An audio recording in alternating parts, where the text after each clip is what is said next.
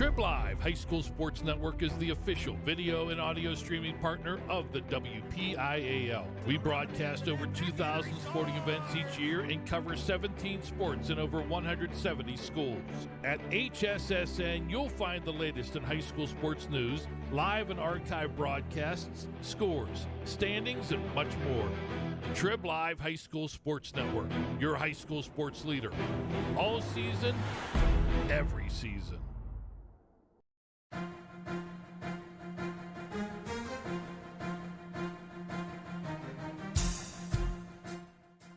This is the Lawrence County SportsNet, powered by LCAT. Your home for the County of Champions. Has a throw to first, and that's your ball game. Union has won its first ever WPIAL championship.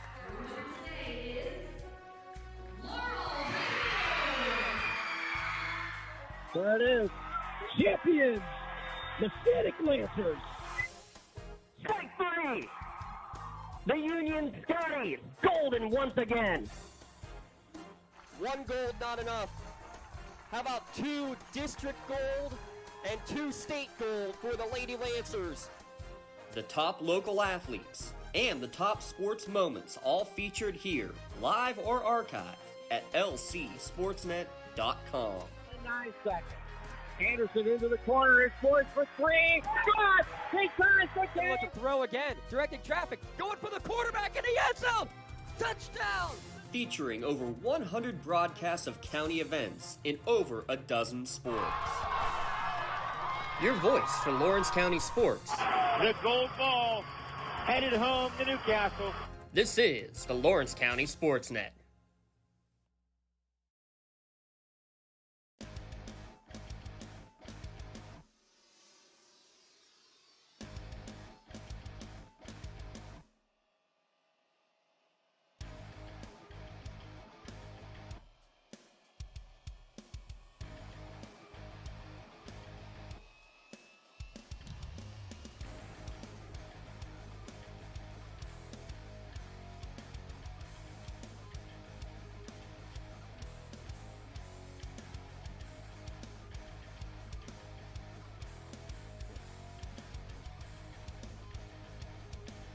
Coming to you live from Mohawk High School, WPIAL softball here in the Lawrence County SportsNet, powered by LCAP. As today, the Mohawk Warriors take on the Ellwood City Wolverines in Section 2 of Class 3A.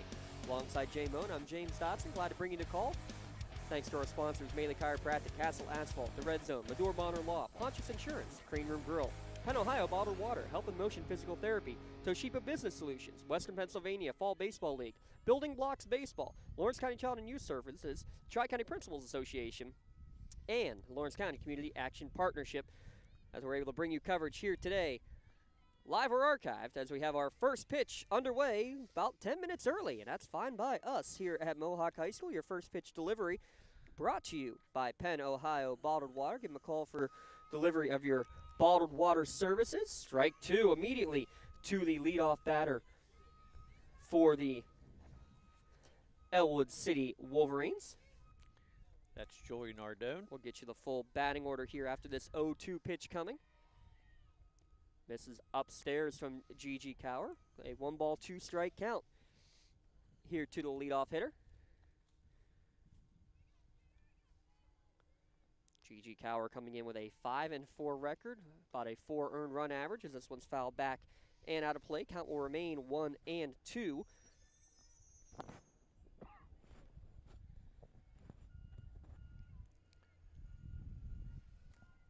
From our vantage point out here in left field. Missing way upstairs. 2-ball, 2-strike count.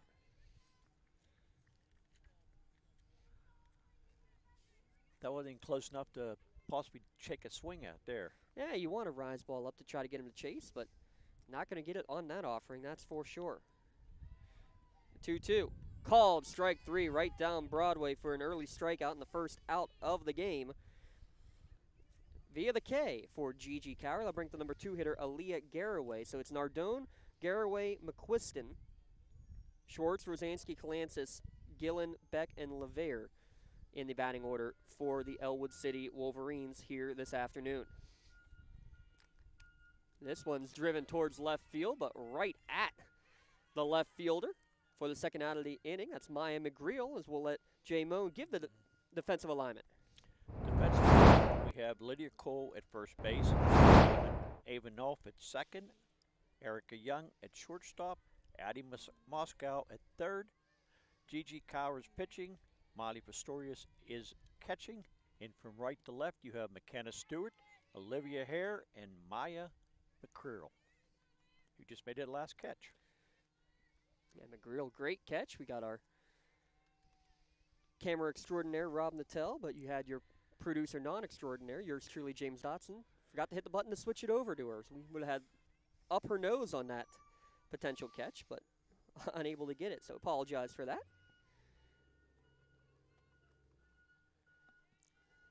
Third batter of the game is Amber McQuiston. Leads the team with 16 RBI, but right now just trying to get somebody on base and hits it right back up the middle and off of the arm of Cower.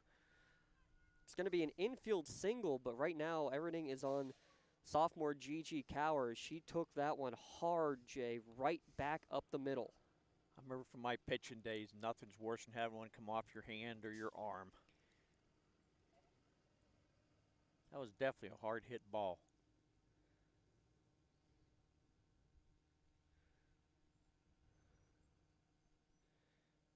And she'll be tended to by the training staff. This cold weather doesn't really help matters much either. First pitch came at 4:21, a little bit early, so if you're just joining us, first batter was a strikeout. Strikeouts looking by Julia Nardone. Leah Garraway, first pitch swinging, hit a fly ball out.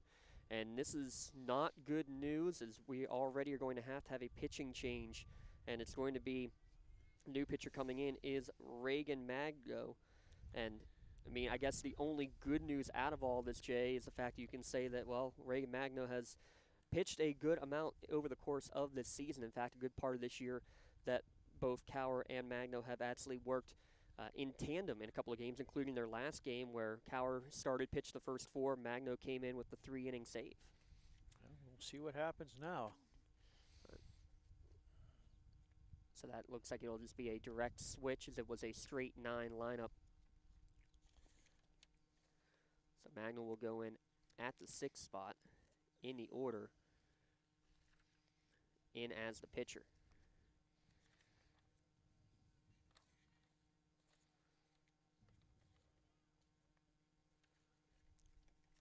So a early Pontius Insurance pitching change, and not for any reason. Not that pitching change is ever something you want to see, Jay, but this is about the worst case scenario. 3 batters. And I mean, crazy enough, Rob, that's what we saw on Friday. 3 batters in the softball game between Laurel and Neshannock, but that was also partially due to an injury. We never got that officially confirmed, but first at bat, Autumn Boyd swung, and you could see her grabbing at the shoulder.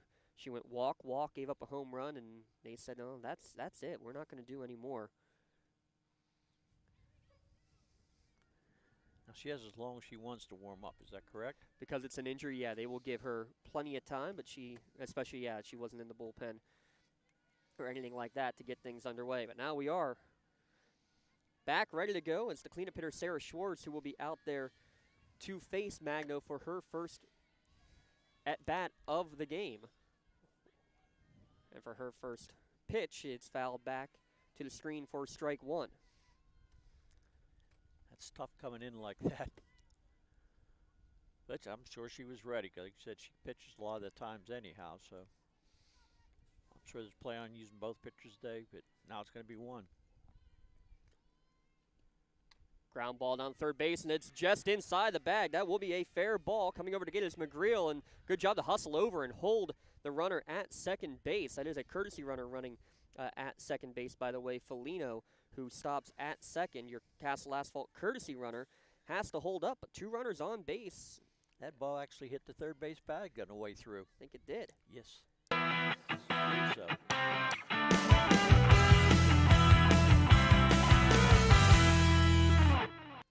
First hit of the game, and now to the plate is Kira Rosansky.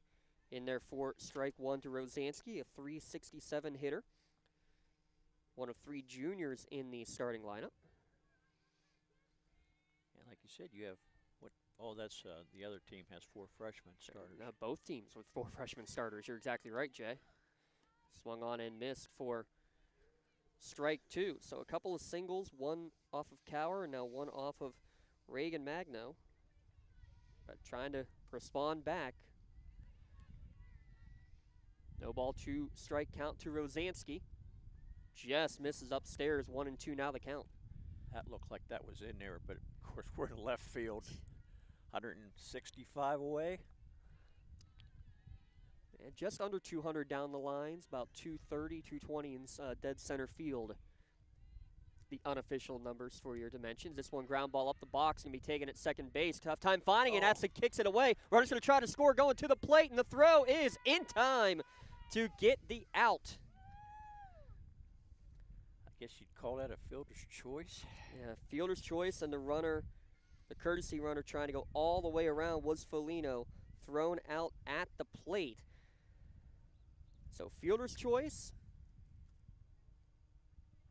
and then they throw out to home.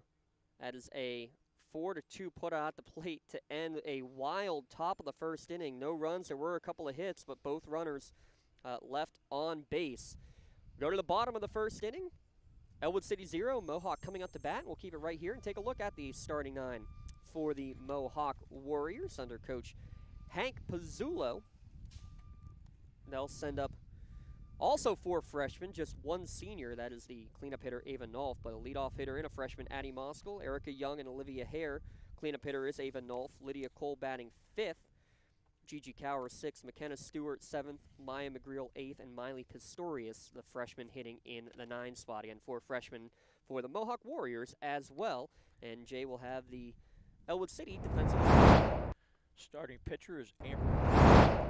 Starting catcher is Natalie Gillen. From first to short, third is Sarah Schwartz's first base. Kiara Rosansky, the coach's daughter, is second base. Alicia Garraway is shortstop. Julian Ardone is third base. And from right to left is Elizabeth Mahalko, Lily Kalentz, and Kylie Leferi.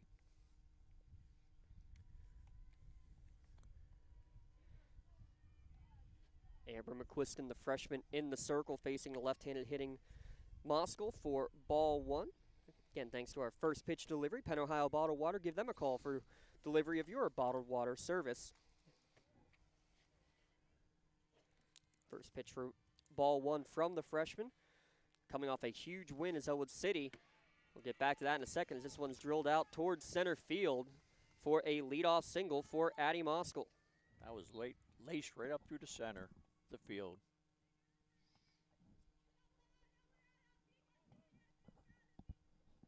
So 1 runner on.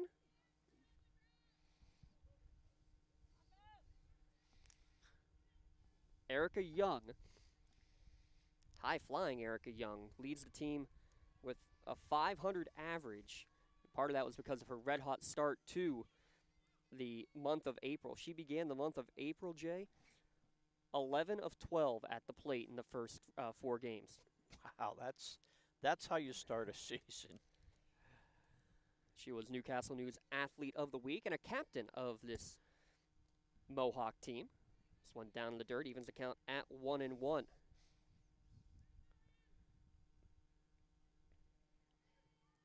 Erica Young, she had the hot stick the first time these two teams played. Tries to continue it here as this one's hit to center field, trying to track under it and making the catch in center field this time is Ellie Kalansis for the first out of the inning. Nice lazy fly ball.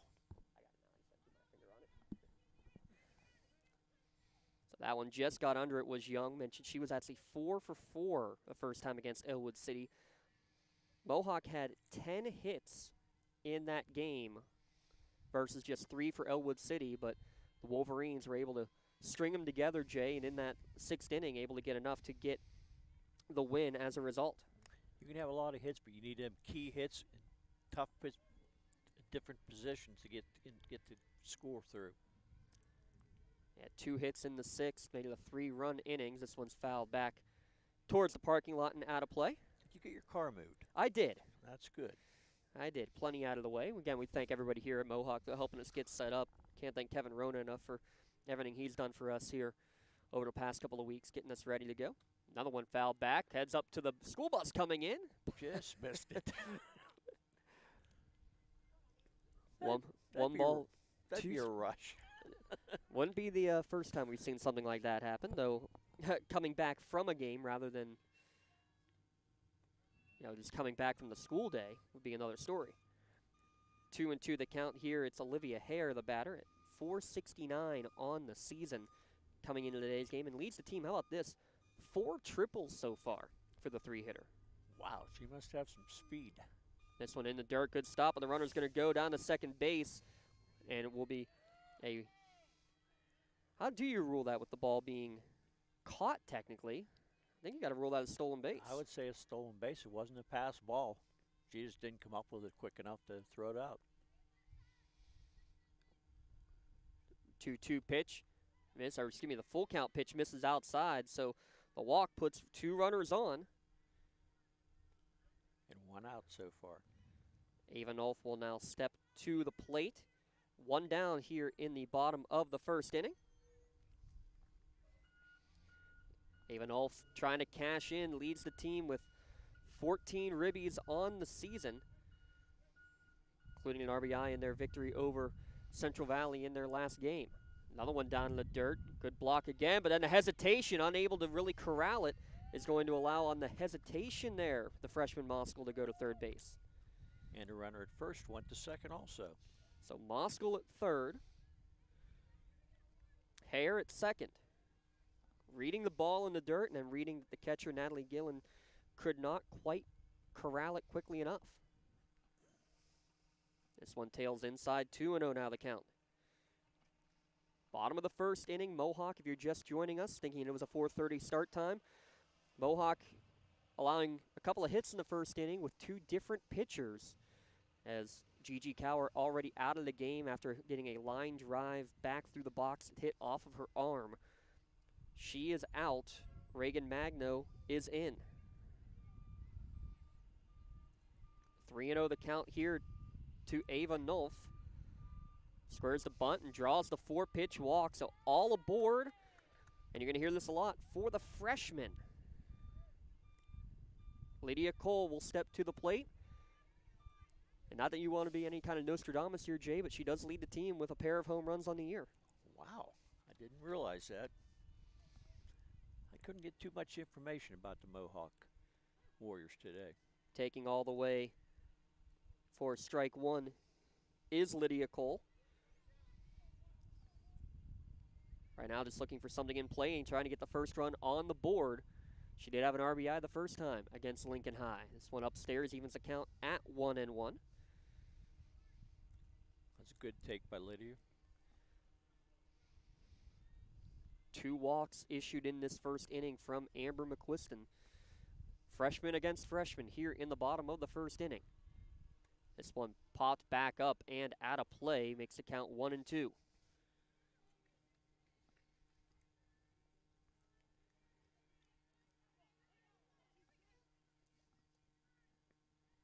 a nice strike here. Quiston winds, fires, cannot get the batter to chase. Count now even at 2-2. Why is 2 walks significant? On the game against Hopewell that Ellwood City won on Friday, 10 strikeouts and no walks from McQuiston, but 2 here in the first inning. Gets her in a bases loaded jam, but a big off-speed pitch to get the strikeout. Took a little off of it, Jay, and swinging right over it was Cole. Well, all she wanted to do was just make contact, and she couldn't on that slow pitch coming in. First strikeout of the game. And now you have, this is where Gigi Cower would have been in the box, but it's Reagan Magno. Try to help herself out with 2 down. Freshman watches ball 1 down at the knees. Reagan Magno hitting 111 so far in her plate appearances. This one catches the top of the zone, evens the count at 1-1.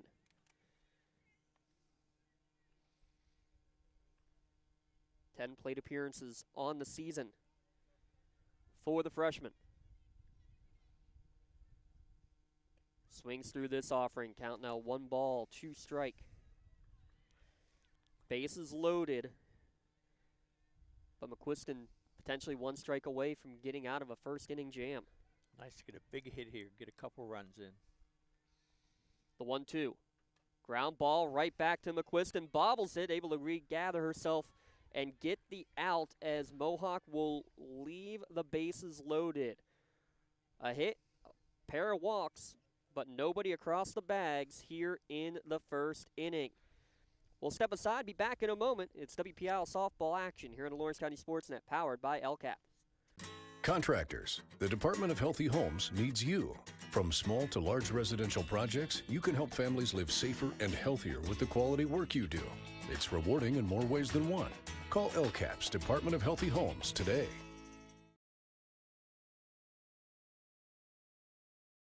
Castle Asphalt and Construction is driven to provide quality, cost-efficient pavement-related services to Western Pennsylvania. Every paving or construction service at Castle Asphalt begins with a thorough site inspection of the area to allow their team of professionals to become familiar with the unique conditions of your home or business. Once the site inspection is complete, Castle Asphalt provides you with a detailed plan of the design, cost, materials, and time of completion, so you know exactly what to expect during your construction.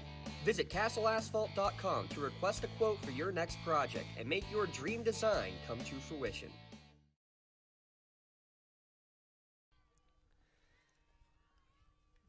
Coming back to the top of the second inning here on Lawrence County SportsNet. Both teams threatening in that first inning, Jay, but nobody can get a run across the board.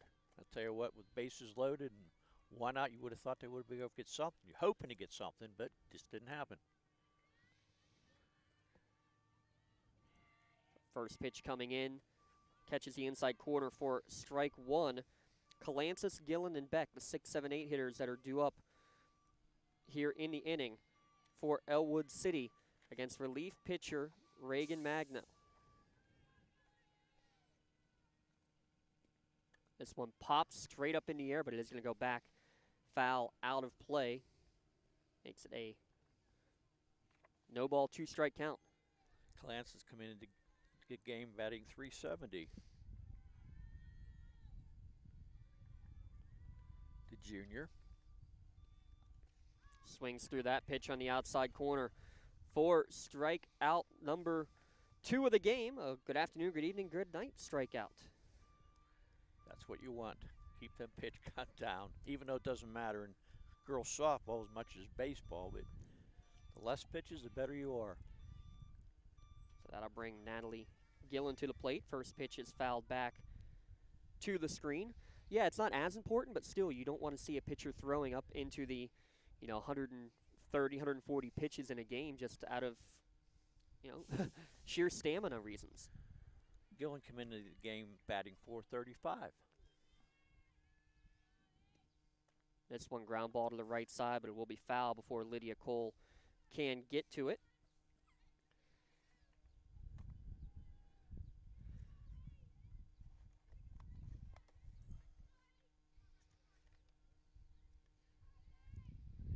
No balls, 2 strikes. Up at the letters, just a little bit too high, makes it a 1-2 count. Calancis, who led off that inning here, and Gillen, they were responsible for the 2 hits in the 6th inning that led to the Ellwood City 3-run 6th inning and took a deficit into a lead that they would not relinquish in that game, as this one's fouled off of the leg of Gillen. Count will remain 1-2. Gillen was the 4th starting freshman for Ellwood City today.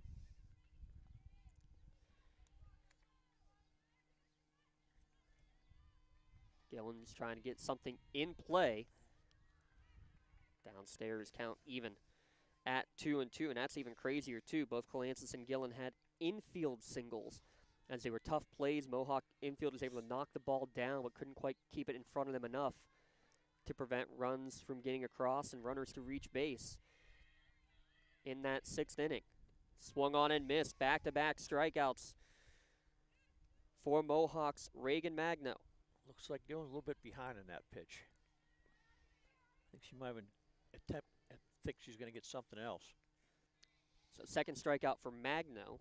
So Cower, who pitched 2/3 of an inning, Gave up the one hit, excuse me,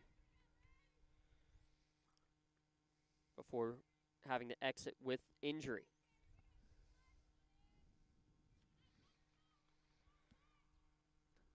So 2 down, Alexis Beck into the batter's box, hitting .346 on the year. Swings through this offering. Also had a 2-run double in that 6-0 win against Hopewell. 2 down, top of the 2nd inning.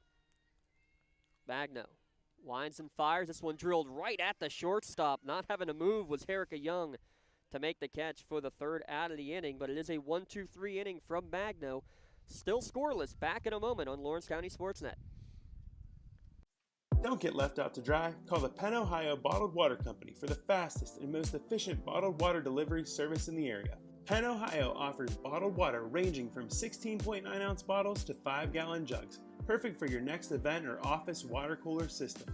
Also, don't forget to ask about their custom labeling options. Visit PennOhioBottledWater.com for more information and to get a quote on their delivery services. Whether it's at home, in the office, or on the sidelines, Penn Ohio has you covered.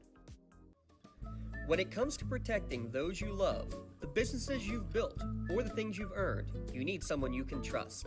Who better to protect your interests than a local insurance agent?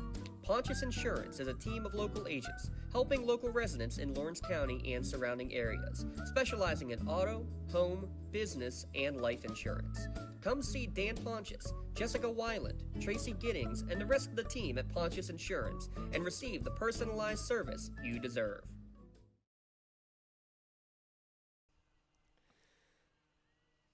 Bottom of the 2nd coming up with the 7-8-9 hitters for Mohawk, as Amber McQuiston got a couple of strikeouts, or excuse me, a strikeout to counter the 2 walks in that 1st inning and left the bases loaded as a result. That could come up huge here, Jay, but you can see some control issues early on from McQuiston. Yeah, she's not really bringing it right down the middle right now, but like I said, she might be a little chilly. It is pretty cold out here today. Might take her a while to get in the groove. This one's popped up on the right side of the infield and will drift out of play. Count even at 1-1. Freshman against freshman here. McKenna Stewart, a .306 hitter on the season. Mentioned that great performance. 10 strikeouts, giving up just 2 hits in that game against Hopewell, and no walks issued in the game first time against Mohawk. Only had 2 strikeouts in that game. Mohawk did a great job of putting the ball in play, but even better and more important probably, Jay, is that McQuiston didn't give up those free passes to give any extra runners to go along with the 10 Mohawk hits. Back to bite you a lot of times, giving up them walks.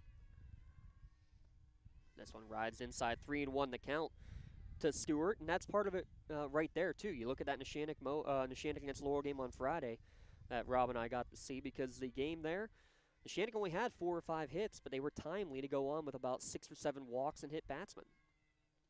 This one, the top of the zone, makes the count go full to the leadoff batter in McKenna Stewart. Now, she don't seem to be in the groove yet throwing. We'll see if she gets in the groove coming on. Payoff pitch here coming from McQuiston. It's a line drive, base hit to the right side. Elizabeth Mahalko in right field has to track it down, and a good job to do so to make sure that McKenna Stewart stays at first base with that leadoff single. That was a hard hit ball to the right side, right through the infield. Now that brings up Maya McGreal, the junior left fielder.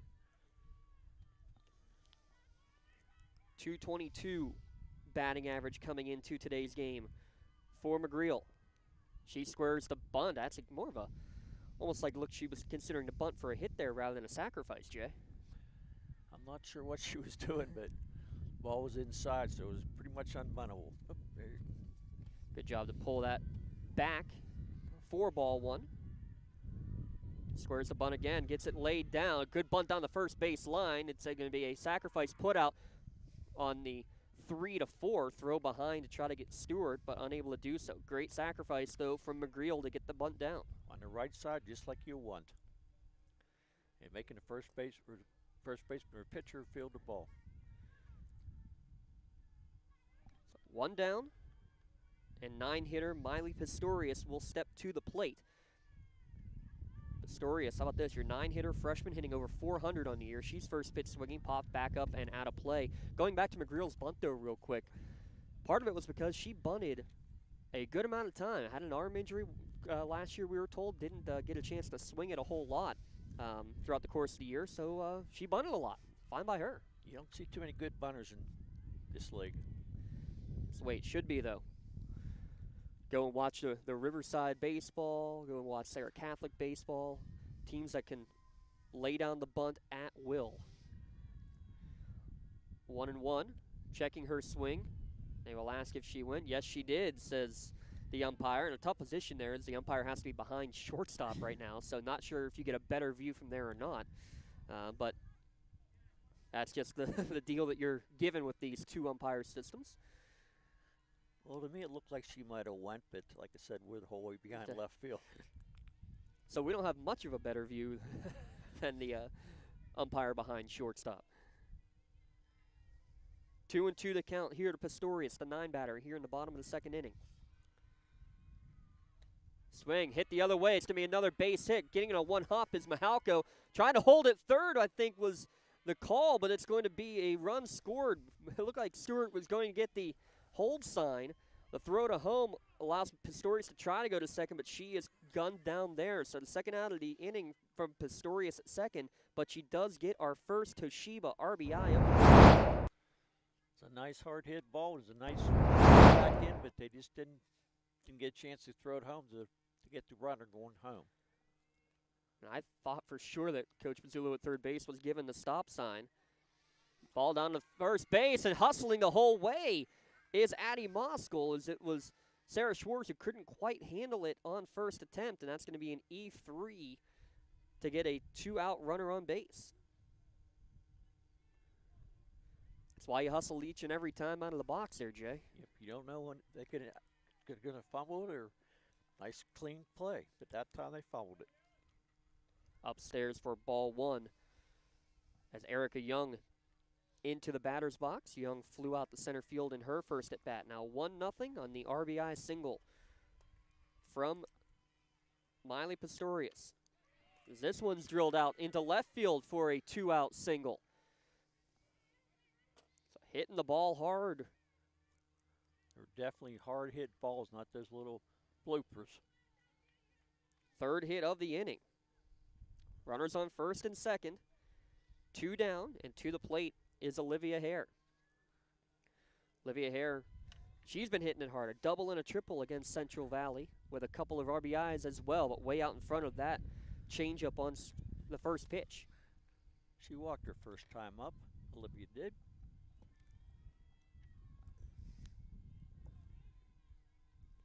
Two runners on. Moskal at second, Young at first. Another hard hit ball. It's going to be another base hit. It gets through the outfield. Mohawk unable to handle it. This is going to score a couple of runs. It might send Hare the entire way around. She's rounding third, heading to the plate, and she'll get there without a throw. Wow. So we'll give that a single with 1 RBI, but then the error allows the other 2 runs to come all the way across. I mentioned that she had some wheels, 4 triples on the season. She used the wheels to full effect. 3 runs across the board. She come around second base and she was flying. Another Toshiba RBI. We're actually going to get our first Pontius Insurance trip to the mound as well. This gives us a chance to give a shout out to our friends at Pontius Insurance. Give them a call. Dan Pontius, Jessica Wineland, Tracy Giddings, and get started today. Get the best rates and customer service by calling a local agent at Pontius Insurance. So 4-0, but go back because this all begins after the RBI single. It really all begins with the reach on error because Addie Moskal legged out a ground ball to first base. And then 2 very solid hits, and the right fielder couldn't come up with a hard hit single to right field with the whole way of the fence. With Hare's speed, she scored easily. Not even a play at the plate. And such a hard hit ball. Only took 1 hop to it, but it looked like it kind of skipped and handcuffed her. It looked like she wasn't sure whether to go fingers up or fingers down on a ground ball. I know that sounds crazy, but that's how hard the ball was hit and how much it bounced. It definitely was a hard hit ball. All the balls have been hard hit this inning so far.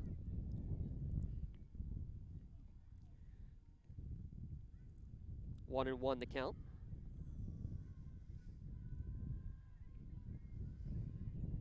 As Avenolf tries to keep the inning going. Catches the outside corner for strike two. 1 ball, 2 strike count. Nolf walked her first time up also. Trying to keep her RBI ways. Had an RBI against Central Valley, hitting .333 on the year. The 1-2 misses up. 2-2.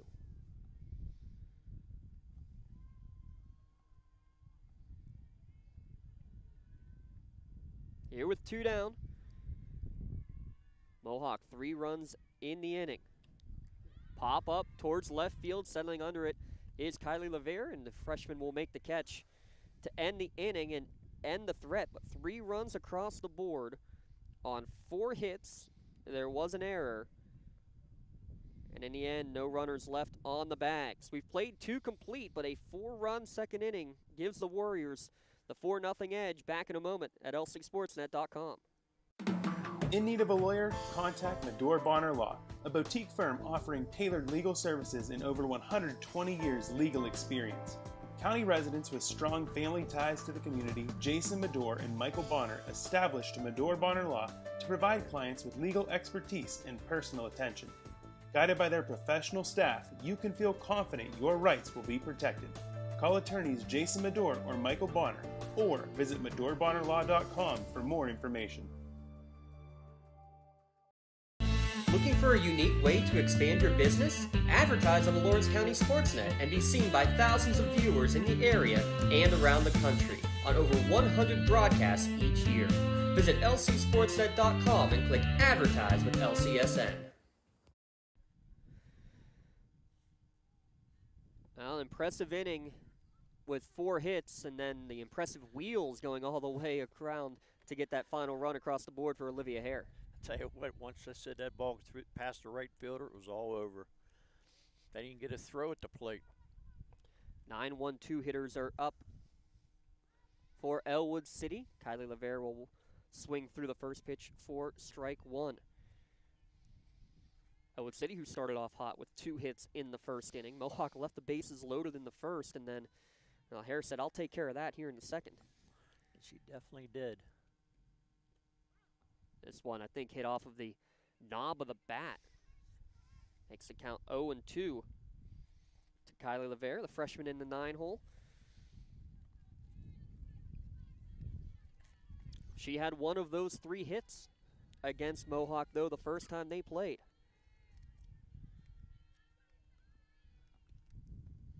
Just misses outside. Good hold from the freshman. Count now 1-2. Here in our Maley Chiropractic inning, where we'll take a look at the softball news and updates around Lawrence County between the top and bottom of the inning. And how about the 9-hitter with the leadoff hit? And this is going to be extra bases into the right center gap. Hare able to get it in and at least hold LeVere to a double, but that is her first extra base hit of the year. Talk about a great time for the freshman to cash in there, Jay, to get something started here in the top of the third. With a 4-run deficit, you need to get a couple runs, at least get 1 run this inning.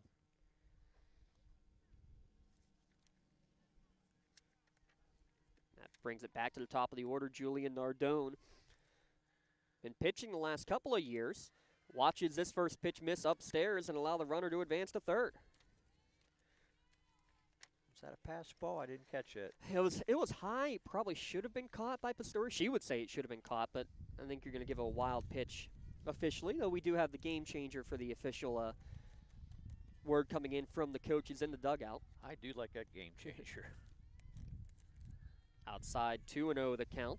Fun watching LeVere at third base here, Jay. Keep an eye on her. The way she times it up is she will go and she will literally wind with the pitcher to propel herself forward. Can't leave the base until you reach, or until the ball is thrown.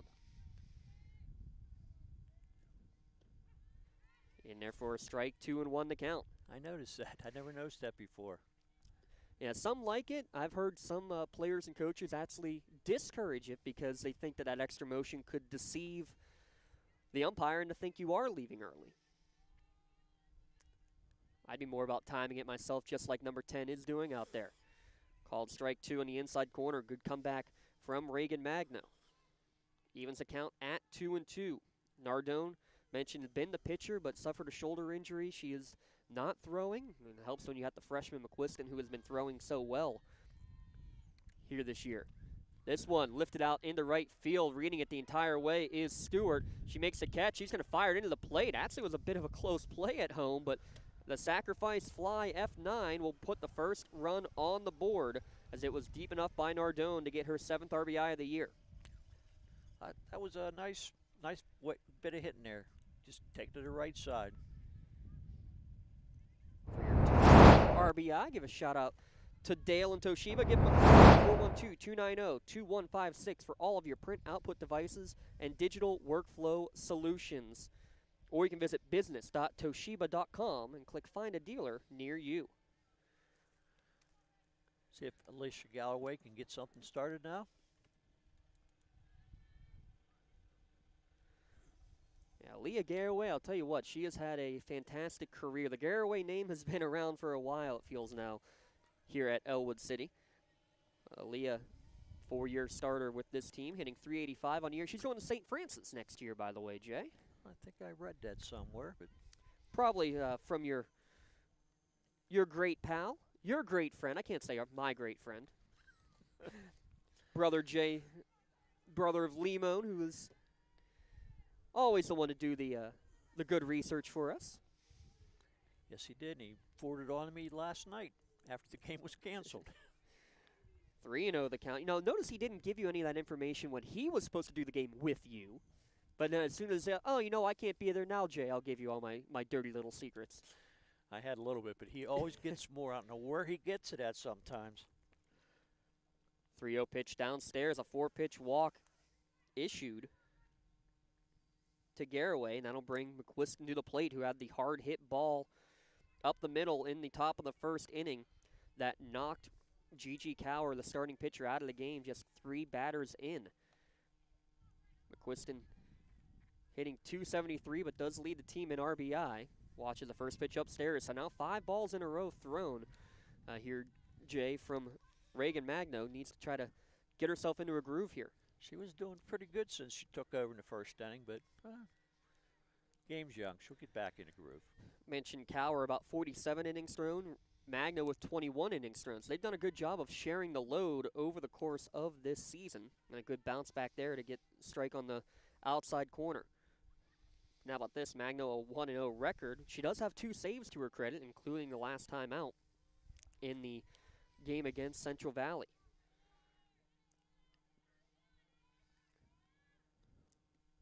One ball is hit towards right field, giving chase towards the foul line, towards the fence, and McKenna Stewart just about a step away from being able to make that catch, but it does run out. Actually, ball went out of play as well. Good hustle from the freshman in right field. Count now 1-2. She came close, but just ran out of real estate there. Nice scoop by the catcher, Pistorius, on that 1-2 pitch. It was more of a cricket bowl than it was a softball pitch. It's the first cricket bowl reference we've gotten to make this year on your little ground ball pitch. I've never been around cricket too much, so I can't voice an opinion in that. This nice. One drilled towards the left center gap. That's going to be a base hit, maybe extra bases.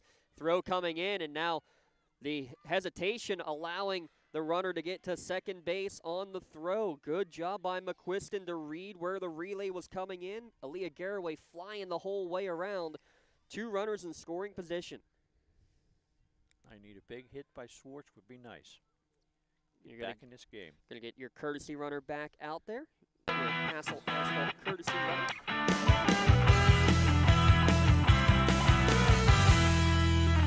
That is Felino, who will be running at second base again after that double. I wonder who the other pitcher, if they needed another pitcher, who that would be, James.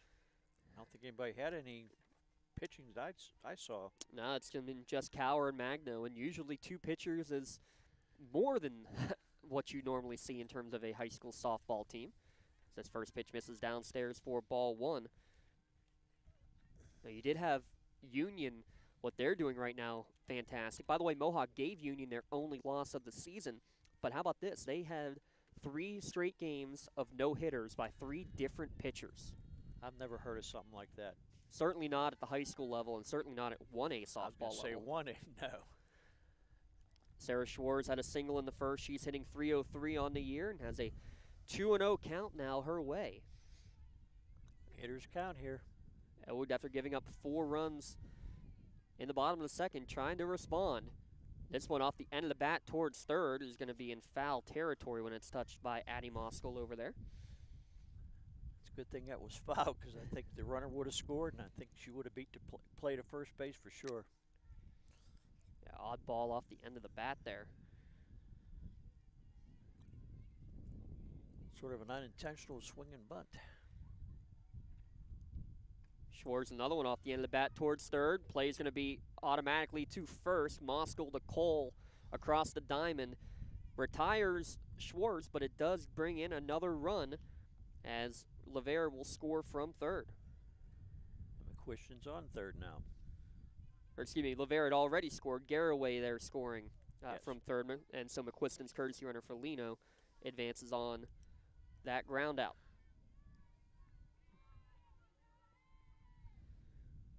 So Rosansky to the plate. First pitch downstairs for ball 1. Well, you give up a 4-run inning, Jay. That's the response you want. Get a couple back right away. That's exactly right. You can hear the wind starting to pick up here again. Let me get that. We'll get it in a second. It should be safe. Okay. Hopefully. Inside corner. That's he just misses inside. So 2-0 the count.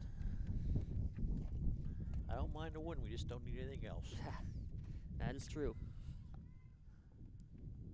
After the variety of weather we had last night. Yeah, game postponed by 24 hours due to snow in the middle of April. As this one gets back to the screen, but a good job to track it down there quickly by Pistorius behind the dish. We'll be putting the hood up here in a second. I'll tell you what. I might even put my coat on. I brought it just in case. I did too, but it was sunny out when I got here. I left it in the car. I had mine on, so I had to walk back to the truck and get it. Snap throw down to third base. That was that was close. It was. Felino almost caught napping. Count now 3-1.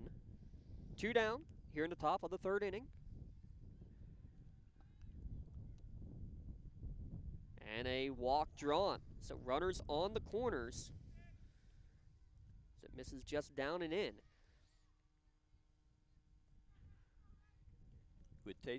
Good take by Rosansky. Now Ellie Kalansis. RBI in her last game against Hopewell. 7 on the year. Mentioned she had the 2-run infield single that really got things going in that 6th inning.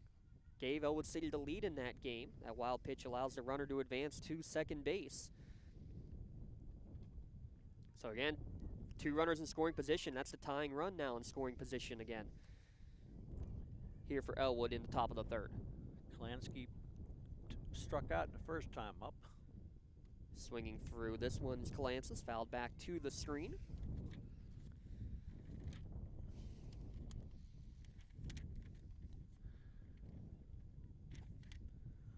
You can tell that one to quit anytime, James. It obviously hasn't listened to me. The 1-1 count. Fouled back to the screen. And Magno, it's been a long inning. Again, the freshman having to come in maybe a little bit earlier than by design. After the injury in the first inning, 1-2 pitch gets a pop-up on the right side of the infield, but Cole will run out of real estate by the Ellwood City bench. A little bit behind in that pitch, but at least she got it fouled off. Didn't miss it entirely. So the junior will have another chance at it. Count remains 1-2. Just miss outside. What a hold. On the outside corner. We're right down the line where we're set up right here, so kind of tough to see the inside-outside. I had the camera right on here, though, and it was close, but definitely just off the plate. That was a good take. 2 balls, 2 strikes, 2 down.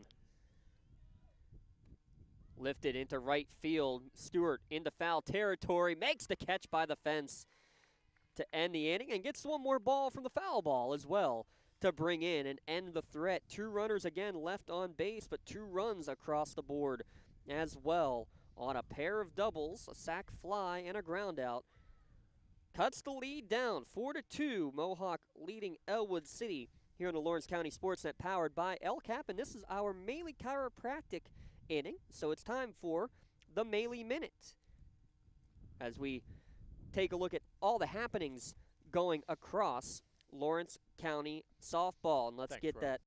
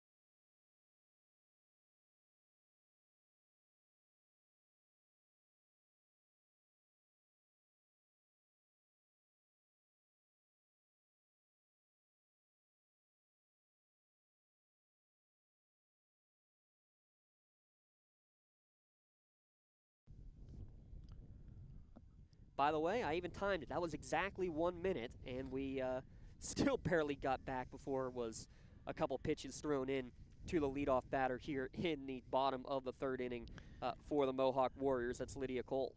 I think the umpires are trying to keep this game moving because they're not sure about the weather. I can't say I blame them. 1-2 now, the count to Cole. Good job to hold up at the top of the zone. Count even at 2-2 to the freshman. She's a .370 hitter on the year, and actually the only strikeout victim here so far today. You're correct. Good job to battle back, and now it's a full count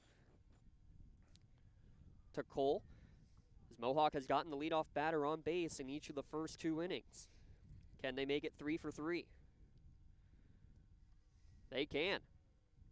So after going up 0-2, McQuiston unable to get the first out of the inning. That was a good hold on the 3rd ball, but that one there was not even close.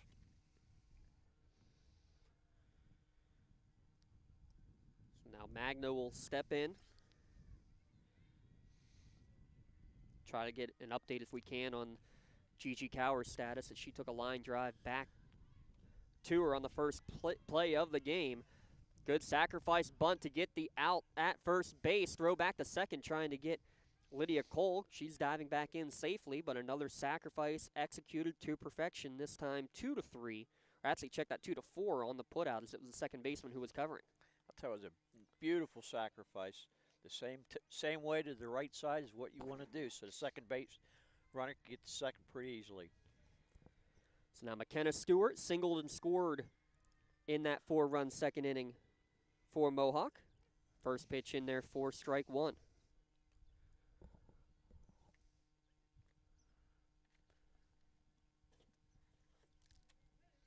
Amber's having a little bit of problem with control right now. I think she can put exactly where she wants it. Yeah, came in with 66 strikeouts, just 11 walks. But today, now 3 walks issued by the freshman. Ball downstairs. Good job by her fellow freshman, Natalie Gillen, behind the plate, able to block that. 2-1 to count, and they've also had Sarah Schwartz, who's thrown a few times this year. 3 appearances on the year for Schwartz, 1 starting and 1 out of relief. So they do have another option that they're pretty confident in, as Schwartz at first base is where this ball was going, but it was knocked foul off the bat of McKenna Stewart. Makes it count 2-2.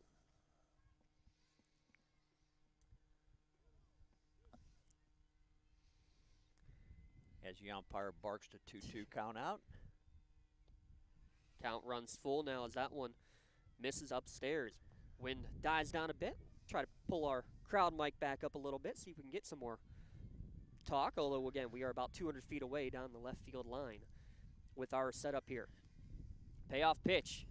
Good inside-out swing to get it into center field. Calancis has to track it down deep in the gap, but that'll be easy to score from second base for Lydia Cole. A 2-strike swing for the 9th ribby of the year. McKenna Stewart increases the Mohawk lead. It was a nice hard-hit ball, and like you said, there was no runner. Cole scored easily. Another Toshiba RBI. Again, give Dale a call or visit business.toshiba.com and get started today for all your workflow solutions. Strike one to Maya McGreal. How about that swing, though, Jay, to stay inside the softball like that? Yep, there goes my pen. It's right underneath you here. We'll get you after this. Okay. 0-1 pitch, and it gets away from the catcher. And going into second base on the pass ball will be Stewart. Thank you. Welcome. I think I'm going to own my pocket anyhow. But you got pens flying and papers flying. And balls flying right now. 6 hits in the first 3 innings for Mohawk, and now a 5-2 advantage. Upstairs a ball, count now 2-1. And they've been all hard-hit balls too, James. Yes, they have. Making very good contact today. McQuiston winds and fires and looked like kind of handcuffed the batter on that one. It's an awkward swing from McGreal, makes the count 2-2. I think she was expecting something else. Now 2-2.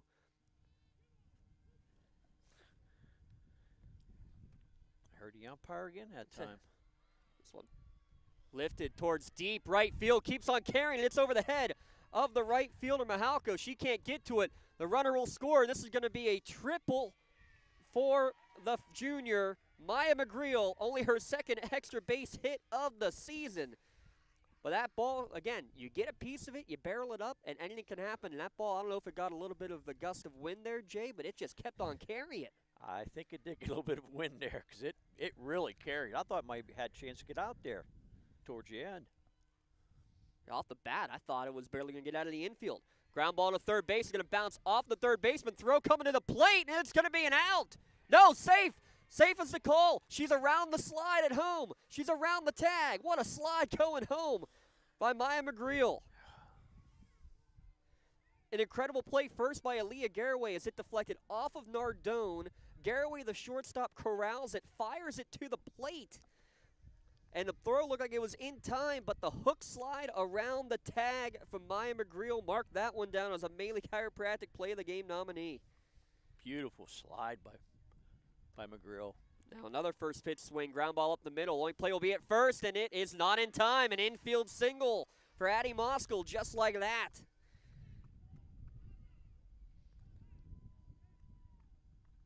And now Ellwood City coach not pleased whatsoever, as Rosansky did not charge the ball well enough to be able to try to get that play. So another Pontius Insurance trip to the mound.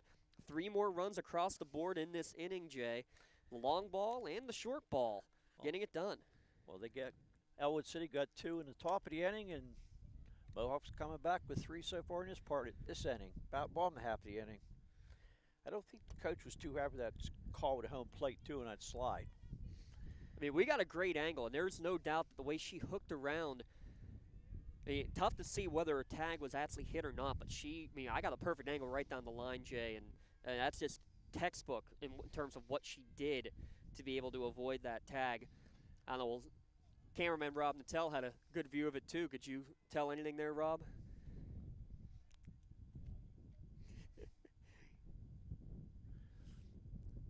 From this angle, it did look like she made it, but like I said, the coach was not too happy at all. Then with the very next play, where the first baseman didn't really hustle after the ball, charged the ball like he thinks she should have. So now Pistorius at second, Moskal at first, and this one's going to be a long drive to deep left field. Back, oh, and it's off the base of the wall.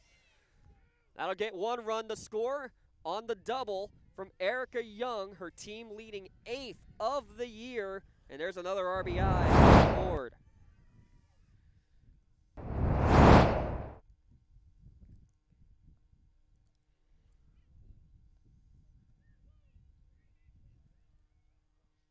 And now the hits just keep on a-coming in a big way. They're, like I said, they've been very, very hard-hit balls, every one of them. Jay, looks like we're going to get a pitching change here. And it looks like it will be Sarah Schwartz coming in, so we're going to step aside real quick. Back in a moment, Mohawk with an 8-2 lead at lcsportsnet.com. When the high school season heats up, make sure you have the best gear to support your school. Head to the Red Zone on Wilmington Road in the Shannock for all your county sporting apparel needs. From sporting goods to custom apparel to embroidery and more, the Red Zone has it all. Quality gear for all 8 schools in the County of Champions. Stop by and enter the Red Zone or visit them online at theredzonesports.com. Score big at the Red Zone.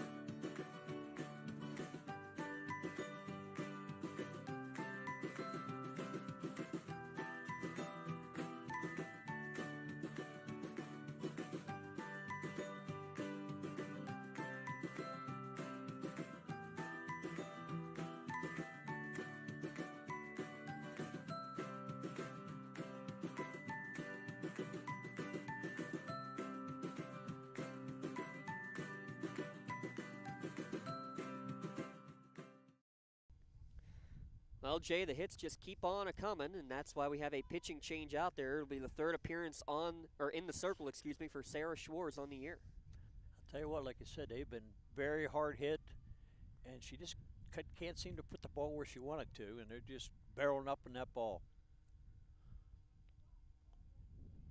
That was another one just about made it out of the ballpark. Yeah, a couple that were off the base of the fence. So look at your new defensive alignment coming up after this 1-0 pitch from Schwartz. She rocks and fires, and this one's fouled back and out of play. So here is your Bonner Law defensive alignment. Give Medore Bonner Law and have the best defense behind you at MedoreBonnerLaw.com, your community firm with a personal connection and individualized service.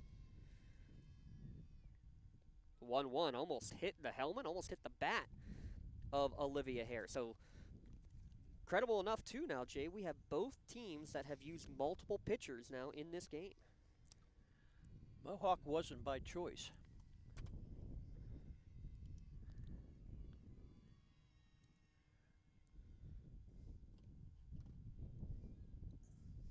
Two 1-pitch rides upstairs, so now 3-1 to Hare leading off. Or shouldn't say leading off, but the first batter faced in relief by Sarah Schwartz. 4 runs in the second, 4 runs in the third, and Mohawk still going here in the third. This line drive right at the shortstop. Great catch made by Garraway, tracking it down and getting the second out of the inning. Very important out there. They don't want any more runs scoring now. 2 down, 2 runners in scoring position. It's the 9th batter of the inning. Ava Nolf to the plate. So 6 batters in the first, 7 batters in the second, 9 batters in the third. Mohawk swinging the hot stick here early. First pitch swinging, lifted towards shallow right field. It's going to fall in front of Mahalko for a single, and that's going to bring in 2 more runs. That's not what they wanted right there. They got that hard hit ball to short. They figured, okay, 1 more out, we're out of the inning with no more runs scored. But Knopf come up with a big single. 2 more. 2 more RBI. Now Lydia Cole, who started this all off with a walk in the inning, step up to the plate, looking to extend the lead. First pitch swinging for strike one.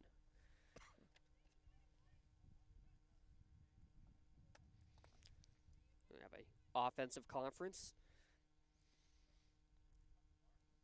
And tell you what, too, I mean, a lot of these hits, Jay, have been hard hit balls, too. There hasn't been a small, easy hit ball yet. Everything's been hard hit, with 2 of them almost clearing the fence. 10 hits in the first 3 innings. Enough said. Yes. This one catches the top of the zone, 0-2 the count. Sarah Schwartz, can she work her way out of the jam? She's going to have to right now. No balls, 2 strikes to Cole, freshman who led off this inning, the 10th batter now in the frame. Called strike 3 to end the inning, but damage certainly done. 7 runs on the board on 5 hits. There was a walk and a runner left on the bags. Excuse me, 6 runs in the inning. 6 runs total in the inning. 4 in the second, 6 here in the third. Nonetheless, it is still a 10-2 Mohawk lead. Back in a moment on the Lawrence County SportsNet, powered by LCAP. Are you looking to make a difference? Well, here is your opportunity. Lawrence County Child and Youth Services is looking for compassionate foster parents now. If you are over the age of 21, in good health, and wanting to help a child in need, we're in need of you. Receive free training and compensation by becoming a foster parent.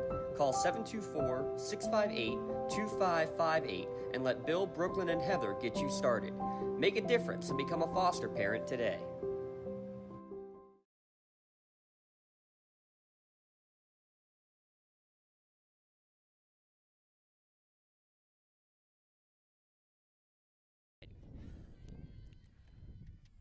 LJ, if you're Ellwood City, you're trailing going into the top of the 4th inning by this score line of 10-2. I mean, basically, if you're coach, you got to be saying, hey, we got to start and play a brand new game, basically, and start chipping away, right? You got to.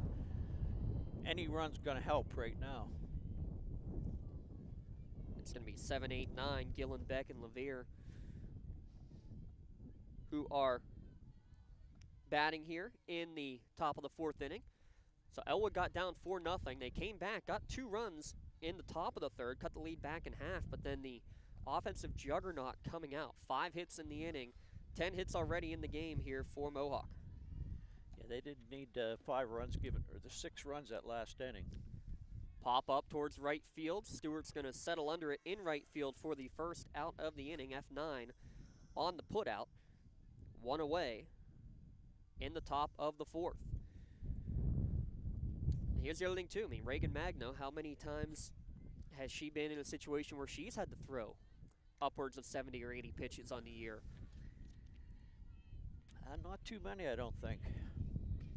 She's done a really nice job coming in. Again, Magno on the season. She's thrown 21 2/3 innings. You know, plenty of appearances. This is her 9th of the year in now 11 games, so she's thrown plenty. Gets a foul ball back and out of play. I like how she throws the ball in the mitt before every pitch. Watch this, James.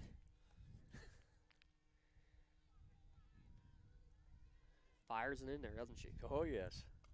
This one, line drive towards short, taken on a hop. Thought it might have been caught in the air by Young, but she makes sure anyway, fires it across. 6-3 for the second out of the inning, 2 up, 2 down. Beautiful play by Magno. Kylie Levere hitting 182 on the year as the freshman in the 9 spot, but she led off the 3rd with a double and scored. Scored the first run for Kylie, for either the 2 runs Ellwood City has. See if she can turn the order over yet again. She had a very hard hit ball her first time up, too. Yeah, double to the right center gap for Levere. Swings through this pitch, evens the count at 1-1. So in the 2 games, Ellwood City has a combined now 7 hits against Ellwood City, and LeVare's got 2 of them. That's, I believe, as I do some quick math, she's the only person to have multiple hits. Throw in Amber McQuiston now, who is 2 for 2 today. Inside corner for strike 2.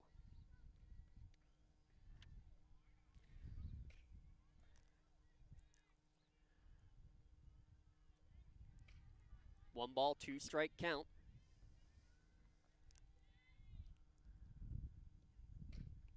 Just misses outside. Trying to paint that corner is Magno. Home plate umpire not giving an inch, and a great job by the batters, Jay, of not stealing or not attacking that pitch, not chasing it. That was close, but like I said, she took a nice take there. That one swings through for strike 3 for the second time today. Ellwood City is retired in order. To the bottom of the 4th we go. Back in a moment on the Lawrence County SportsNet. For 20 years, Melee Chiropractic has treated athletes of all ages to help them get safely back to the top of their game. Melee Chiropractic has 3 full-time doctors in their office, and all 3 are former area athletes who have had to battle injuries throughout their careers. They want to help you get safely back on your feet. But more importantly, help stop the injuries before they happen. Prehab before you rehab. Attention all high school student athletes. During your sports season, a $25 visit to the Melee Chiropractic office includes an adjustment and/or all therapies necessary. From the athletes of tomorrow to the weekend warriors and everything in between. Let Melee Chiropractic keep you in the game.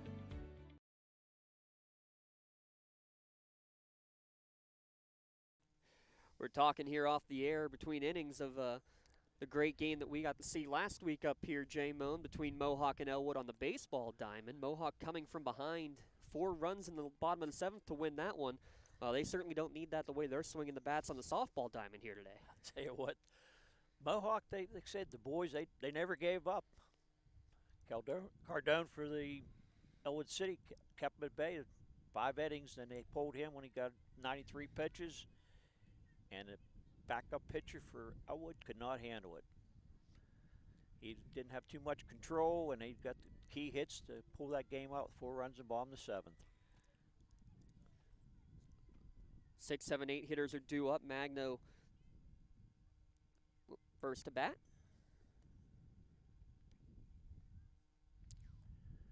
Fouls it away for strike 1. Ellwood needs a clean inning this inning. The best inning they've had, Mohawk has still sent 6 batters to the plate. Didn't score a run in that bottom of the 1st inning, Jay, but you still send 6 batters to the plate. You leave the bases loaded. That's not great, but that's pretty impressive. That is very impressive. I'm just impressed with Magno coming in cold, not even knowing she was going to pitch today, and doing such a good job. The way they've been going, you would have expected to probably see her at some point, but certainly not just, 8 pitches into the game, if that. 3 batters. Definitely didn't want to see her that early, but she's doing her job. Got to give her a lot of credit for being prepared. Ground ball down the third base line. Error on the third base coach, but count will remain 1-2.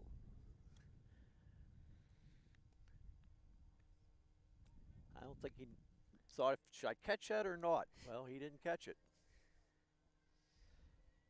We won't charge him in there. Oh, my hands would have been staying in the pockets no matter what with this weather. That'd be a heck of a way to break a finger. 2-2 the count. It was nice when the sun was out. Low 50s. It was okay. It felt like a fall day. Felt like it should be, getting ready for Bucktober maybe. And yes, I did say Bucktober. How about the first place Buccos right now? I'll tell you what. In Major League Baseball. They're the talk of the majors right now. Not to mention they just signed Reynolds to a historic contract today. $100 million contract. Was that the first one ever? In Pirates history, for sure it was. And here's a strikeout from Sarah Schwartz, not her first, but her second, and both of the backwards varieties. Sarah Schwartz, since she has come in, doing all right. She gave up a couple big hits, but now she's doing okay. And Schwartz, only her 3rd appearance in the circle on the year. 8 strikeouts coming into today's game. on 7 2/3 innings. First pitch swinging, ground ball right side. Diving effort by Rosansky. Throw to first base, not in time. What a great play by Kara Rosansky to even get to that and make it a close play. But McKenna Stewart will get her 3rd single of the game. Good hustle by Stewart going down the first baseline. If she would have lollipop, she would have been thrown out by a step. Instead, beat it by just a half step, and that'll bring Maya McGreal a sacrifice and a triple in her 2 at-bats. First pitch misses upstairs for ball 1.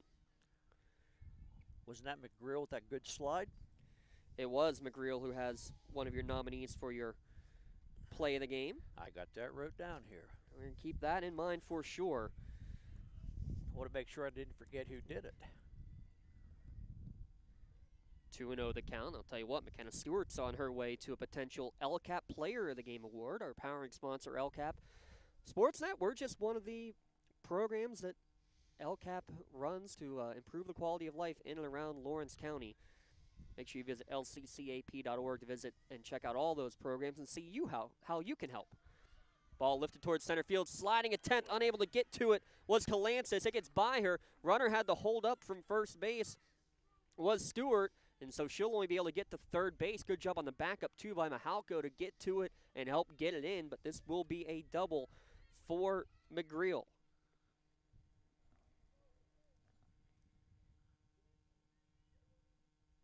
So McGreal now with a double and a triple, and how about this? She has just one double coming into today's game. She has a double and a triple today.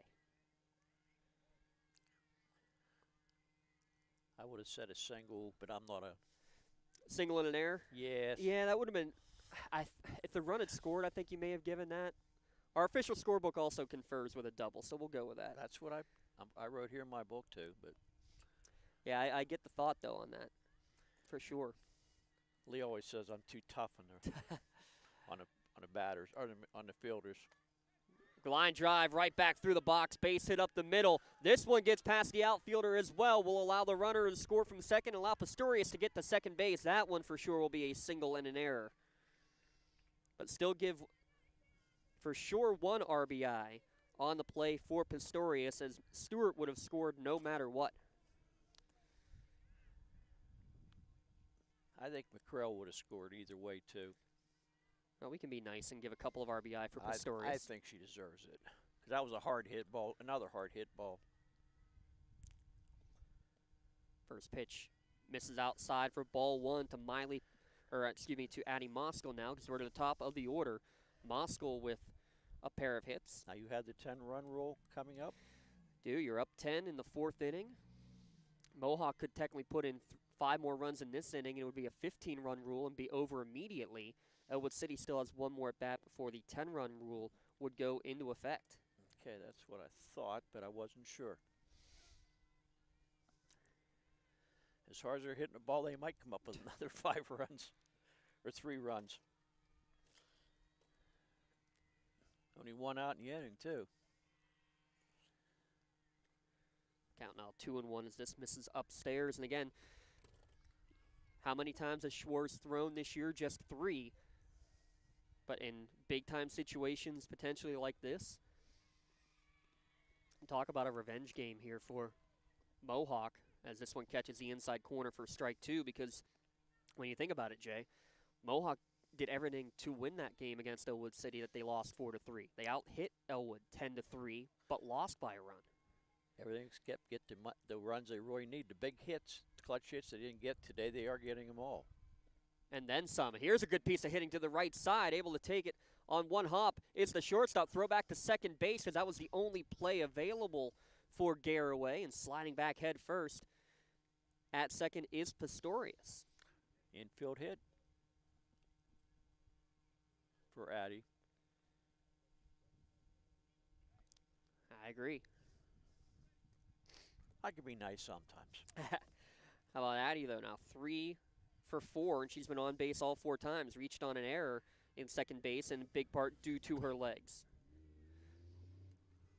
Legged out a bobbled ball at first base. Strike 1 thrown to Erica Young. 4 straight hits after the leadoff backwards K from from Magno hitting for Cower.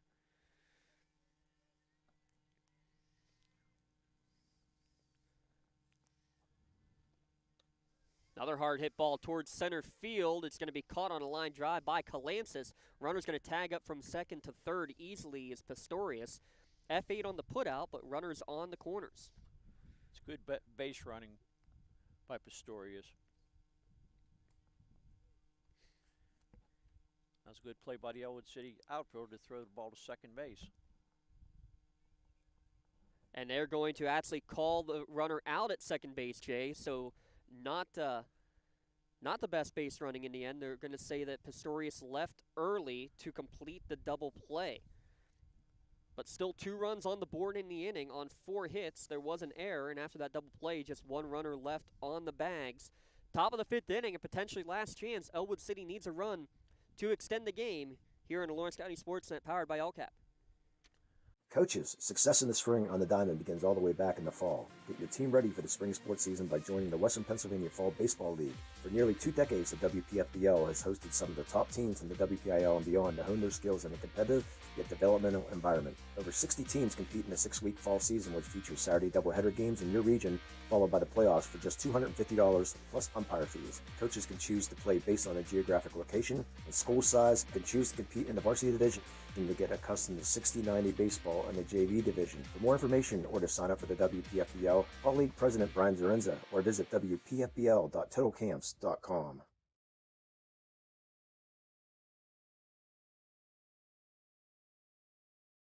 I love what I do because coming in every day is different. How can you not enjoy these kids coming up and hugging you and giving you these great smiles all throughout the day? Seeing the progress that our kids make every single day is one of the reasons I love coming to school.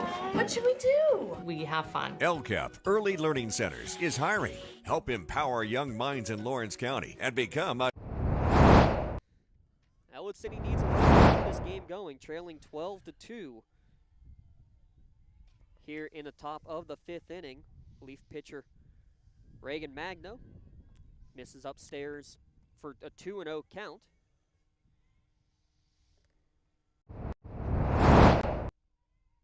Yes, that's Kylie, isn't it? Yeah, no, we got...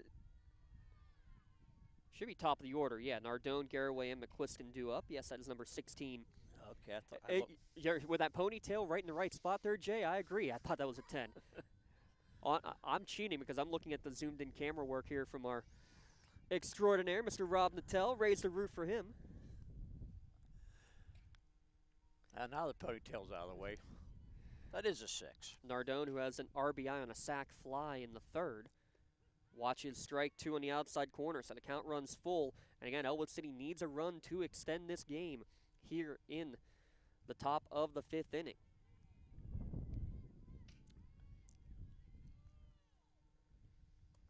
Payoff pitch driven towards the right center gap, and that will fall in front of Hare and roll towards the fence. Good job to turn and get it in quickly. Hare got it to Nolf, and Nolf considered firing it to second base, but in there with the leadoff double is Julia Nardone, her 4th of the season. That was a very hard hit ball by Nardone. Only the 5th hit of the game. Could be a very important hit to get a run in here. Yes, it could. So continue the game. Aaliyah Garraway now to the plate. 6 RBI on the year. Getting number 7 would extend the game. She grounds it towards third base, but it's going to dribble foul for strike 1. The way Mohawk's striking a ball today, Ellwood City's going to have to get a few runs, I believe. Yeah, right now you're looking just for 1 to give yourself a chance. But you're right. Right now being out hit 12-5, being outscored 12-2. Another dribbler, it's going to go foul. 0-2 the count. Mentioned Garraway will be going to St. Francis University. How about what Nardone and Garraway do in getting on base? Nardone leads the team with 13 drawn walks. Garraway right behind her with 11. Right now, they're just trying to get on base any way you can. Looks like a wind's going to quit for a little bit, James. You know, you just jinxed us now. Probably. Here's the 1-2 from Magno. Upstairs, a ball, 2-2 to count. Again, that pitch count getting up there for Magno. That was officially number 71 as we check with our game changer coach. She checks the wrist coach before delivering the 2-2. And this one's driven out into the outfield towards the right center gap. But this one hangs up long enough for McKenna Stewart to make the catch in right field for the first out of the inning. Nice fly ball. Quick out. Jumped off of the bat of Garraway, that's for sure. But Stewart able to track it down. Now McQuiston, she's been a tough out here today. 2 for 2. A single was thrown out at the plate, was her courtesy runner in the first inning. And then a double in the third. McQuiston was the one that hit the ball that knocked Gigi Cower out of the game. And if you're Mohawk, you see that happen early and you're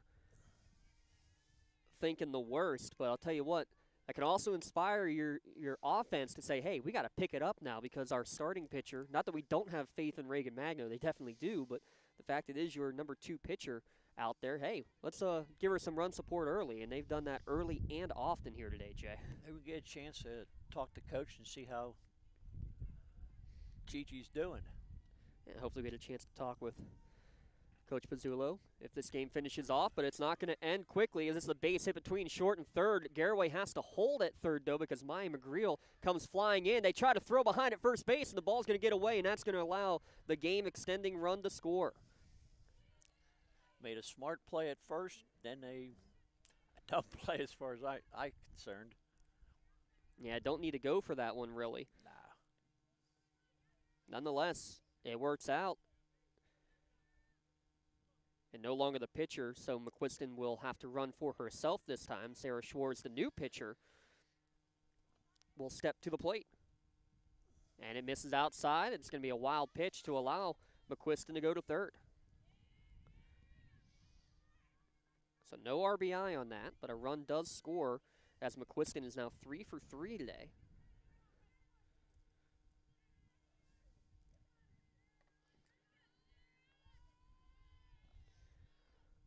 This one way upstairs as well. So again, keep your eye on this, Jay, because of the fact that you just haven't had too many games where Reagan Magno will have thrown this many pitches. How many pitches does she have so far?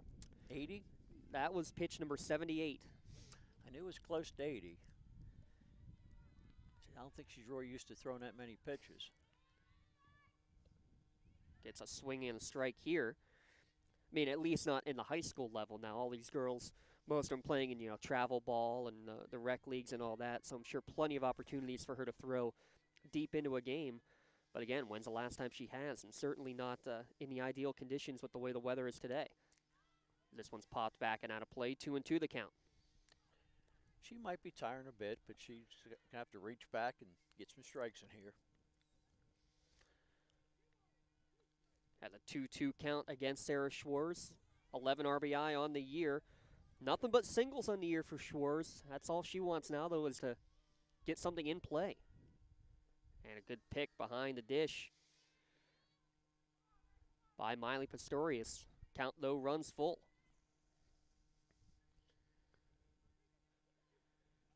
Singled in the first did Schwartz off of Magno.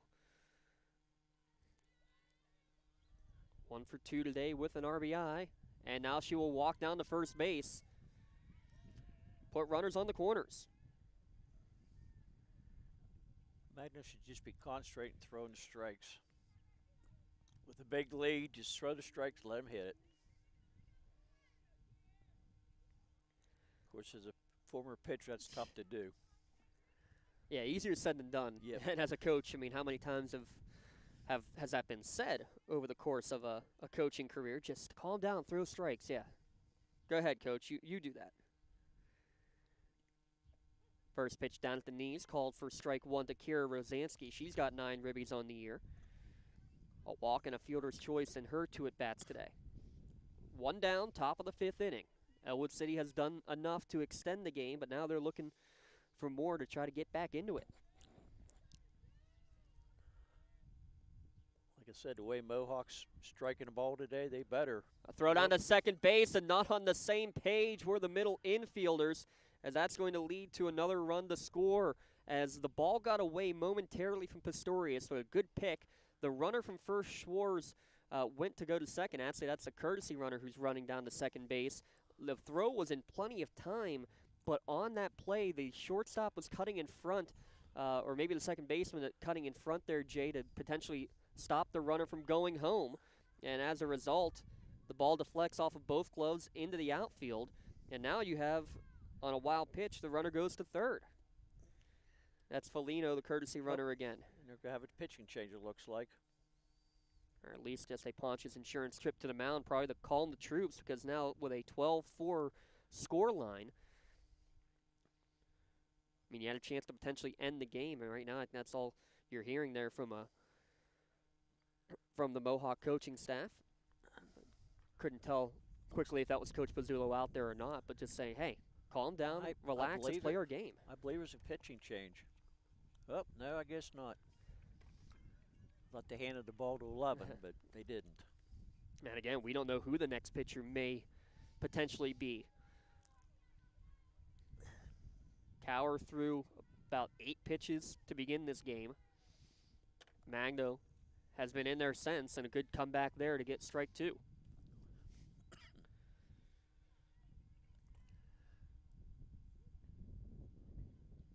She's been wound up this inning. Her release just isn't where she wants it at. A good comeback to get a couple of strikes, including strike 3 swinging. 2 down now as Rosansky strikes out. Third strikeout in relief for Reagan Magno. First pitch swinging foul back to the screen for Ellie Calancis. Calancis 0 for 2 today. With a strikeout and a fly ball to right field.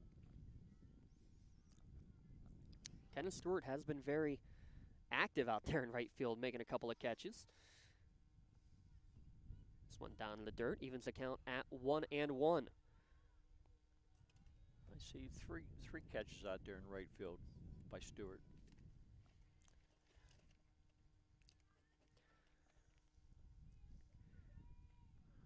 Three doubles on the year for Calancis. Pops this one towards left field. Settling under it and making the catch is Maya McGreal for the third out of the inning.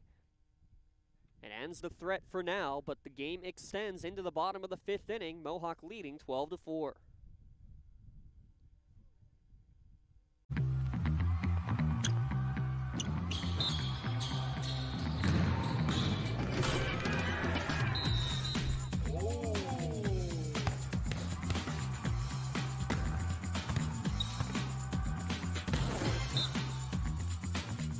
That was awesome.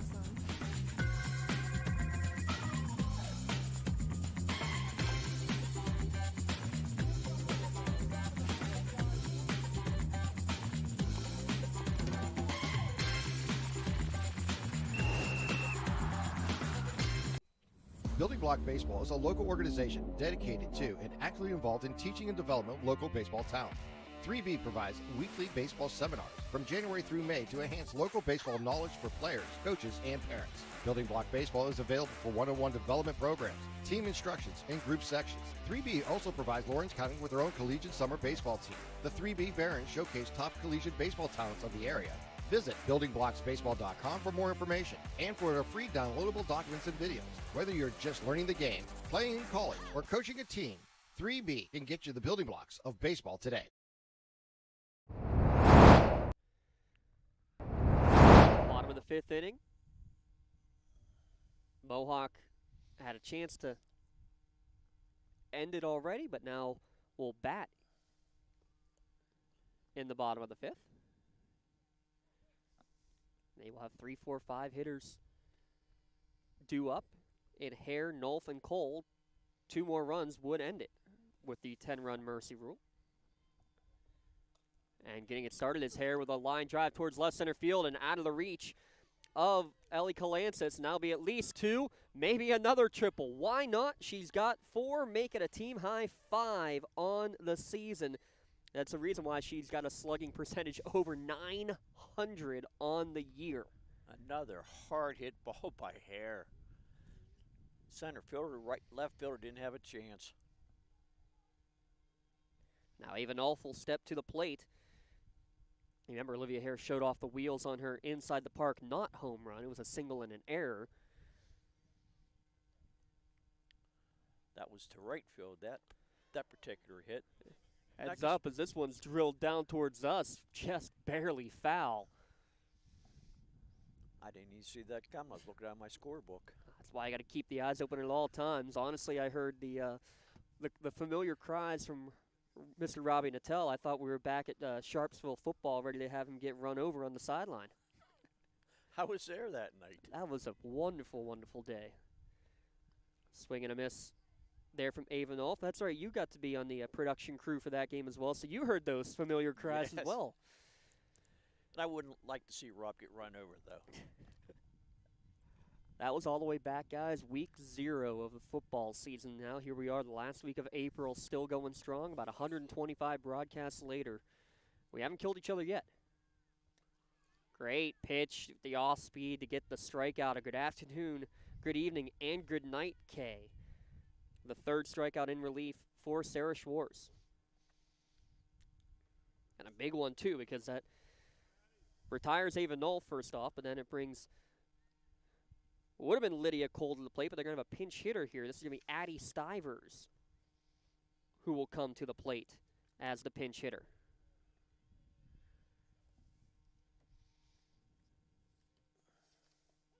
So Stivers will hit in the 5-hole.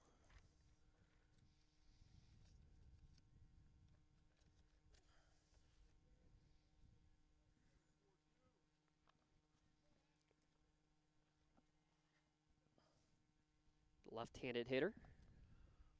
Misses upstairs, evens the count at 1-1. Looks very much wearing that big 42. Looks like her dad on the softball field had a great chance to play with Stives, as we called him.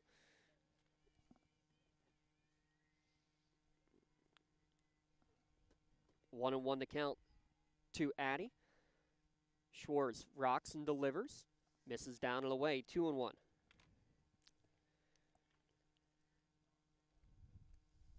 Lydia Cole hitting in this 5 spot.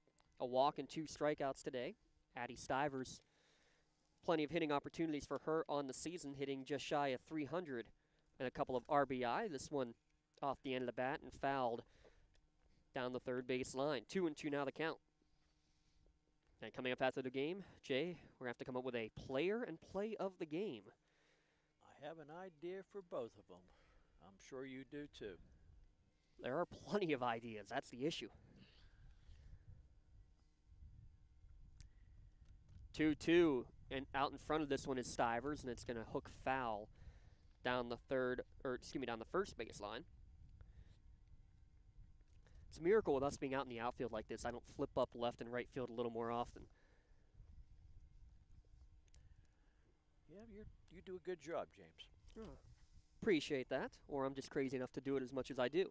Ground ball to shortstop on the first base from Garraway to McQuiston for the 6-3 putout. It does bring a run across, so an RBI ground out for the pinch hitter Addie Stivers. Gets another run across. Good piece of hitting by Stivers. Just hitting the ball, making contact.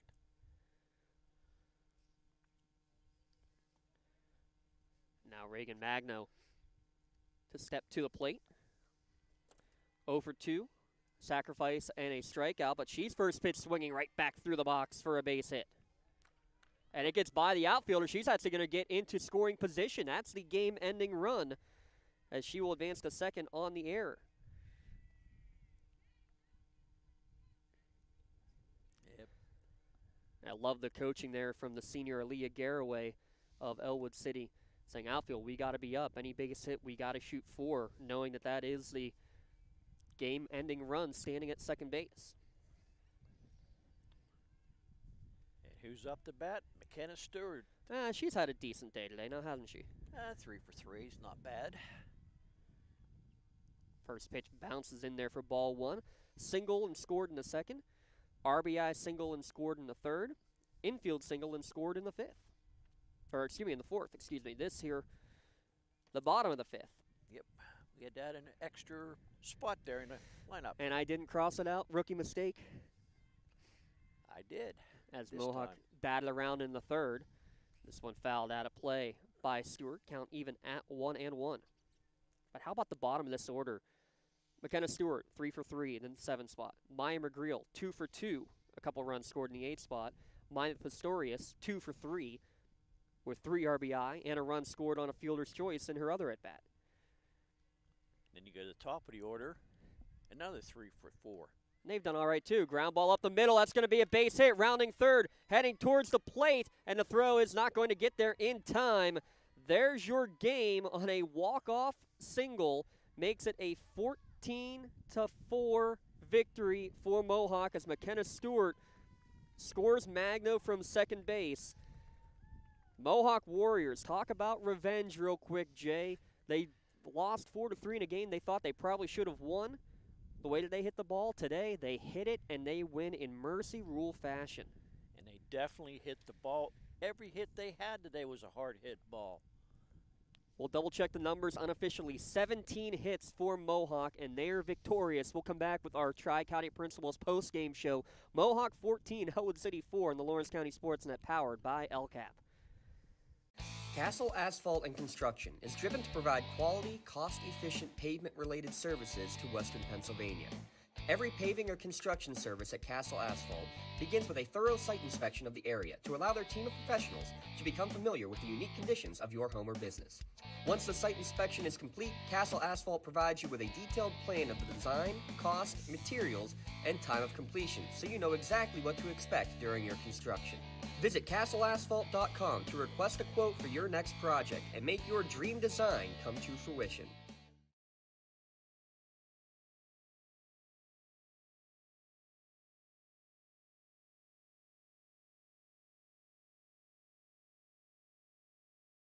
Whether you're hosting a big party, it's family dinner night, or you just need a place to go and watch the big game, the Crane Room Grill is the place to be. Need that something special for your upcoming event? Ask about the CR Brewing Company's custom brewing options to give your big day that personalized touch that your guests will never forget. Visit craneroom.com to see their full menu, or call in your takeout order now at 724-656-1553. The Crane Room Grill and CR Brewing Company, a winning combination.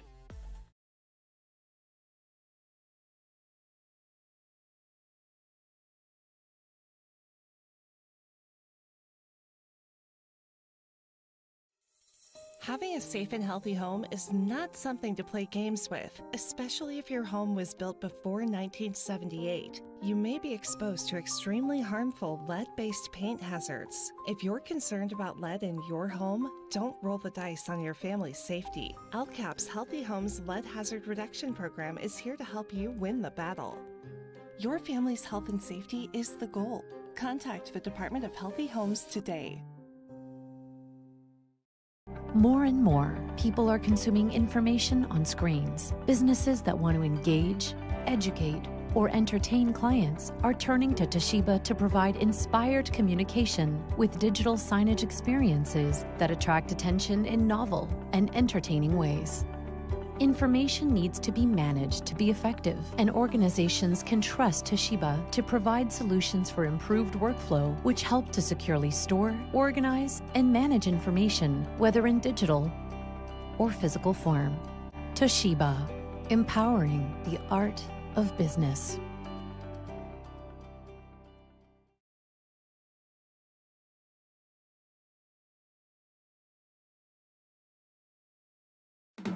In need of a lawyer? Contact Medor Bonner Law, a boutique firm offering tailored legal services and over 120 years legal experience. County residents with strong family ties to the community, Jason Medor and Michael Bonner, established Medor Bonner Law to provide clients with legal expertise and personal attention. Guided by their professional staff, you can feel confident your rights will be protected. Call attorneys Jason Medor or Michael Bonner, or visit MedorBonnerLaw.com for more information.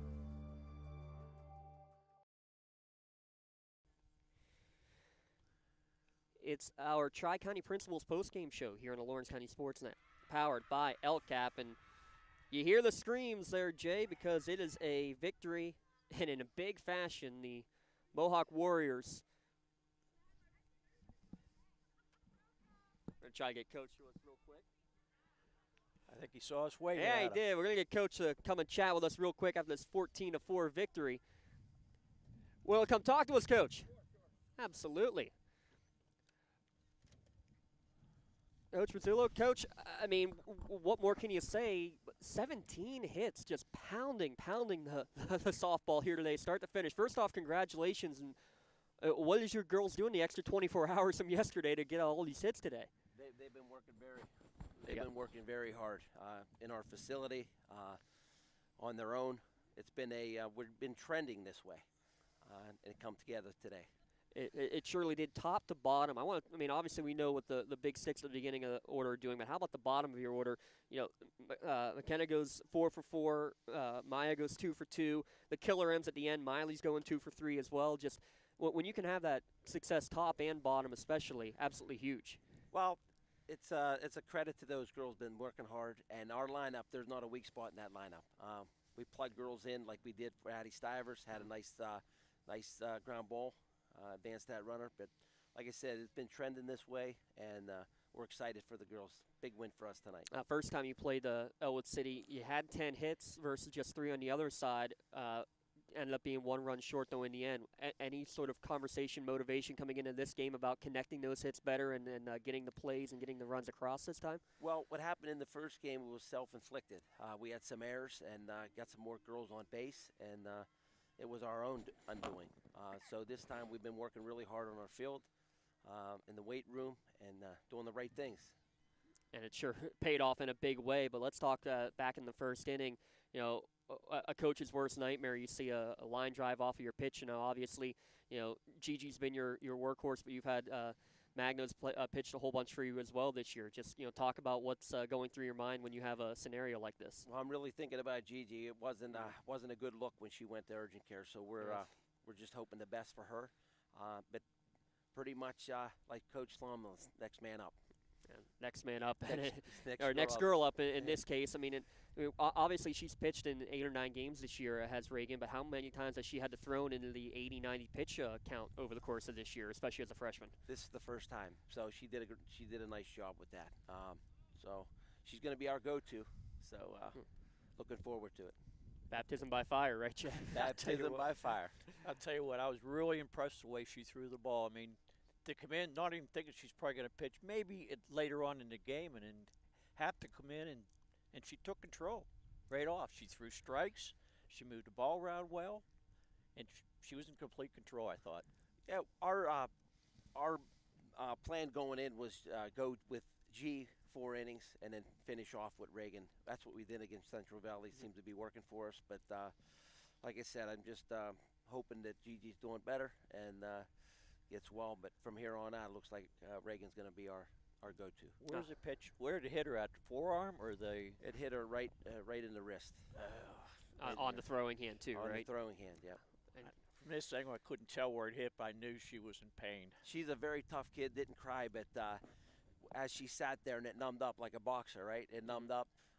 It felt okay, and then as soon as it wore off, then it was time to go get her checked out. But I couldn't be happier for our program, for our young kids. There was 5 freshmen on that field there. Yeah. Most of the day today, so excited for that group. What does that say, though, about the youth of the softball teams? Not only with these 2 teams, Ellwood City also had 4 starters. You had 5 playing the majority of the game. I mean, you got Neshannock has a starter as a freshman. You have 3 or 4 who are playing significant innings for Union. Laurel's got 3 or 4 doing the same thing. What's that say about the youth movement of softball here in Lawrence County? It's in a really good spot right now. You know, with all the travel organizations and it's not pick a glove up in March. Mm-hmm. It's you know where your glove is Christmas time. So it's just been a great effort by those guys working nonstop, you know, individually and as a group. And let's talk real quick about a couple of your upperclassmen. I mean, Erica Young, a couple hits again today. She's been on fire here in the month of April. Real impressive for her. But then Olivia Hare, man, one of the fastest runners that you will see anywhere. The the round tripper with the help of the air, but then a triple later in the game too. I mean, I don't know that you see many players with 5 triples in a career, nevertheless, in half of a season. Erica Young and Liv Hare have been our spark plugs. The 2 and the 3 spot, they are driving in runs, getting big key hits. They're just doing the right thing at the right time. Defensively, we've locked it up. Both of those guys, they're doing a great job out there for us. Coach, a lot of fun to watch your team. Real quick, just dissect what we can hope to see from your girls the rest of this year and what's been obviously a very competitive section and big-time competitive classification. We're just going to keep working hard at one game at a time. We have Quaker Valley next tomorrow at home here, and then the big one at the Hopewell on Friday night. So we're just going to one pitch, one inning at a time, and we're going to go from there. Very good, Coach. Congratulations. Thank Best you. of luck. We'll be seeing Good you luck, again Coach. soon. Thanks, guys. Appreciate it. Absolutely.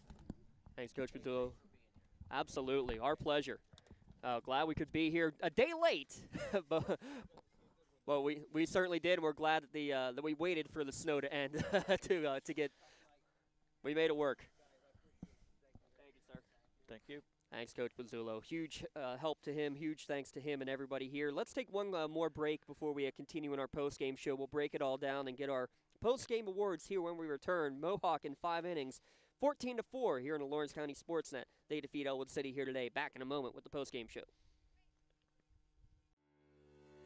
For 20 years, Melee Chiropractic has treated athletes of all ages to help them get safely back to the top of their game. Melee Chiropractic has 3 full-time doctors in their office, and all 3 are former area athletes who have had to battle injuries throughout their careers. They want to help you get safely back on your feet. But more importantly, help stop the injuries before they happen. Prehab before you rehab. Attention all high school student athletes. During your sports season, a $25 visit to the Melee Chiropractic office includes an adjustment and/or all therapies necessary. From the athletes of tomorrow to the weekend warriors and everything in between. Let Melee Chiropractic keep you in the game.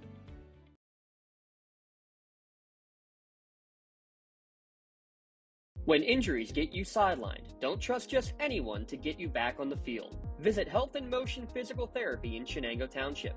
They want to get you back to the top of your game as quickly as possible with certified orthopedic and manual therapies. At Health in Motion, you receive quality one-on-one time with a board-certified physical therapist. Get the next generation of physical therapy to help in your recovery. Health in Motion is the first PT clinic in Western Pennsylvania to use the Nuvie, the neurobioelectric stimulator, in their therapies. Their technologies can reduce your time on the sideline from 3 or 4 weeks to just 3 or 4 days. Don't wait for months to see improvement. Notice a difference after your first visit to Health in Motion, keeping you moving.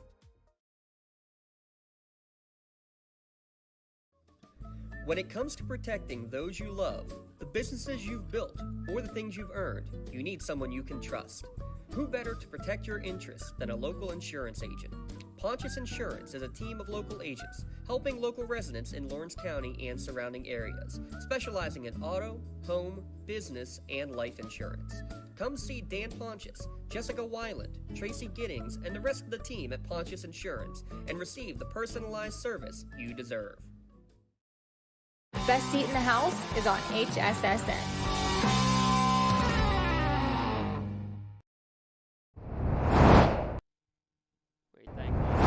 High School Sports Network for their support working with us. We work with them. We will have coverage of plenty of playoff baseball and softball games here coming up in a couple of weeks' time, but here today, a big playoff push.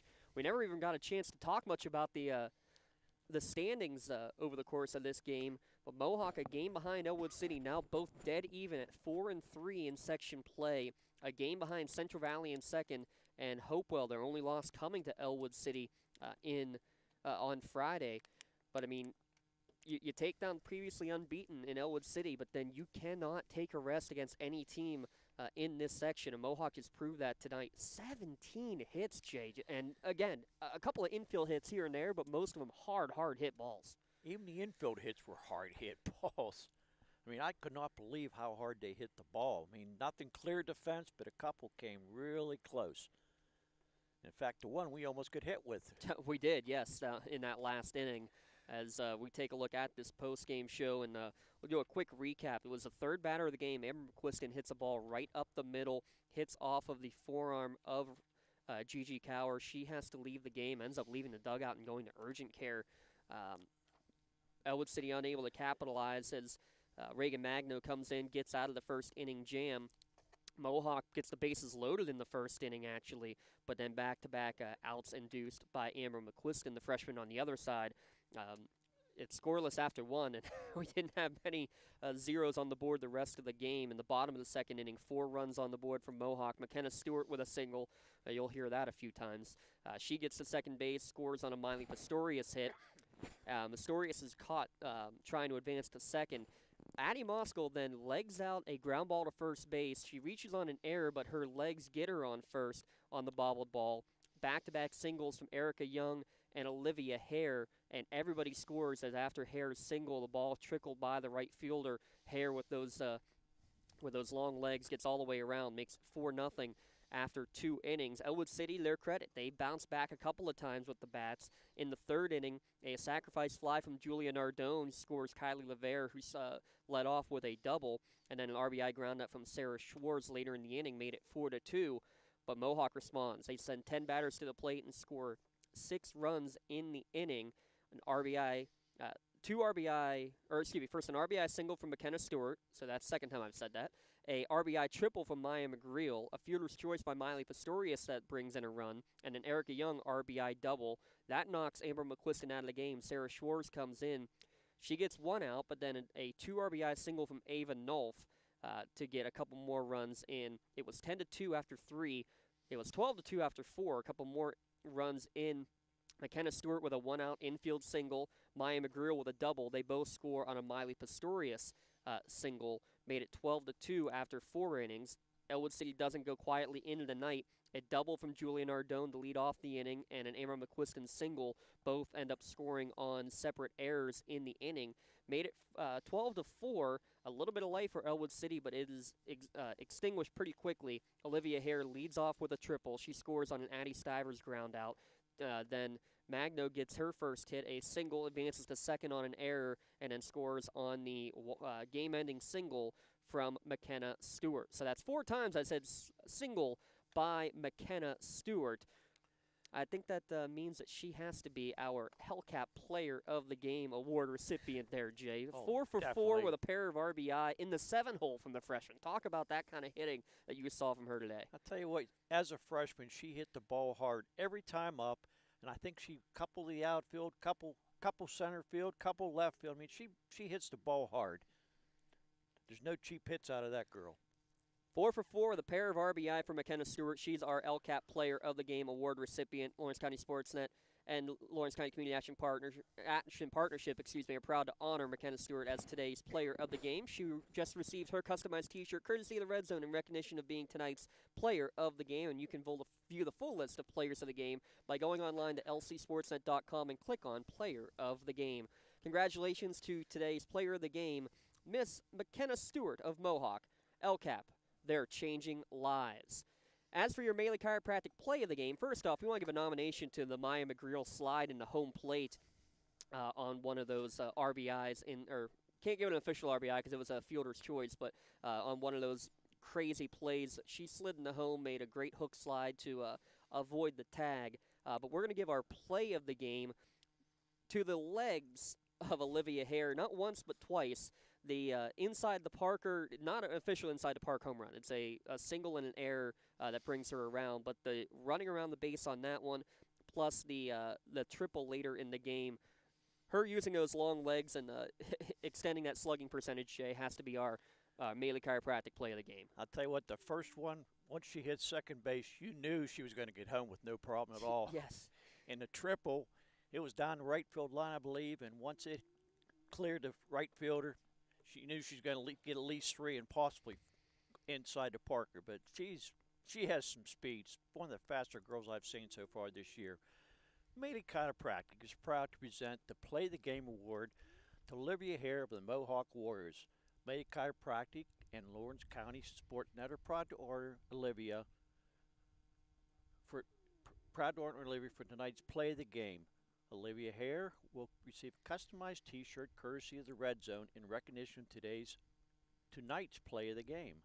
video of tonight's play of the game will also be featured on Trib Live High School Sports Network's standout platform on Twitter and Instagram. To view tonight's Melee Chiropractic play of the game and a full list of this season's top plays, go online to lcsportsnet.com and click on Play of the Game. Congratulations to Olivia Hare of the Mohawk Warriors for tonight's Melee Chiropractic play of the game. Let Melee Chiropractor keep you in the game. See if we can get a couple of scores here before we log off. Wilmington keeping their ways. That's a 4th straight Mercy Rule win. They defeat Reynolds 15-0. The big baseball game going on. First off, in softball action, Shenango falls to Riverside 7-4 in Class 2A action. On the baseball diamond, last score update we had was still 0-0 between Neshannock and Shenango, and that is still what the score is as we go to the bottom of the 8th inning in that game. So, wow, bottom of the 8th, still scoreless between Shenango and Neshannock. We will have Game 2 of that series tomorrow at Mike Bubba Kirkwood Field, but oh my goodness, a barn burner there that we're going to try to keep our eyes on as we wrap everything up as well, as Neshannock has their 3rd pitcher on the mound and Shenango has their 2nd throwing in that game. Incredible action there. We'll have to follow along with that one as we go along. Laurel trailing New Brighton in baseball 3-1 here at the moment as well. You can check all those score updates. We have them all online. Follow us on Twitter at LC Sportsnet to get all that information. Real quick, Jay, as before we sign off here, let's give you a final chance for some final thoughts from today's contest. I'll tell you what, it started out a slow game, but once Mohawk bots got going, you could not stop them.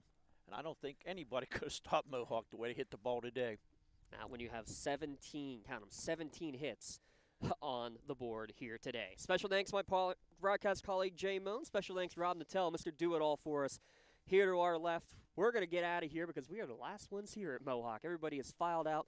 We're glad that you joined us live or archived, and make sure you stay tuned. Baseball action coming tomorrow and more coming your way the rest of this spring sports season on the Lawrence County SportsNet, powered by LCAT. For the entire crew, I'm James Dotson saying so long, and stay tuned at lcsportsnet.com. Have a good night, everyone.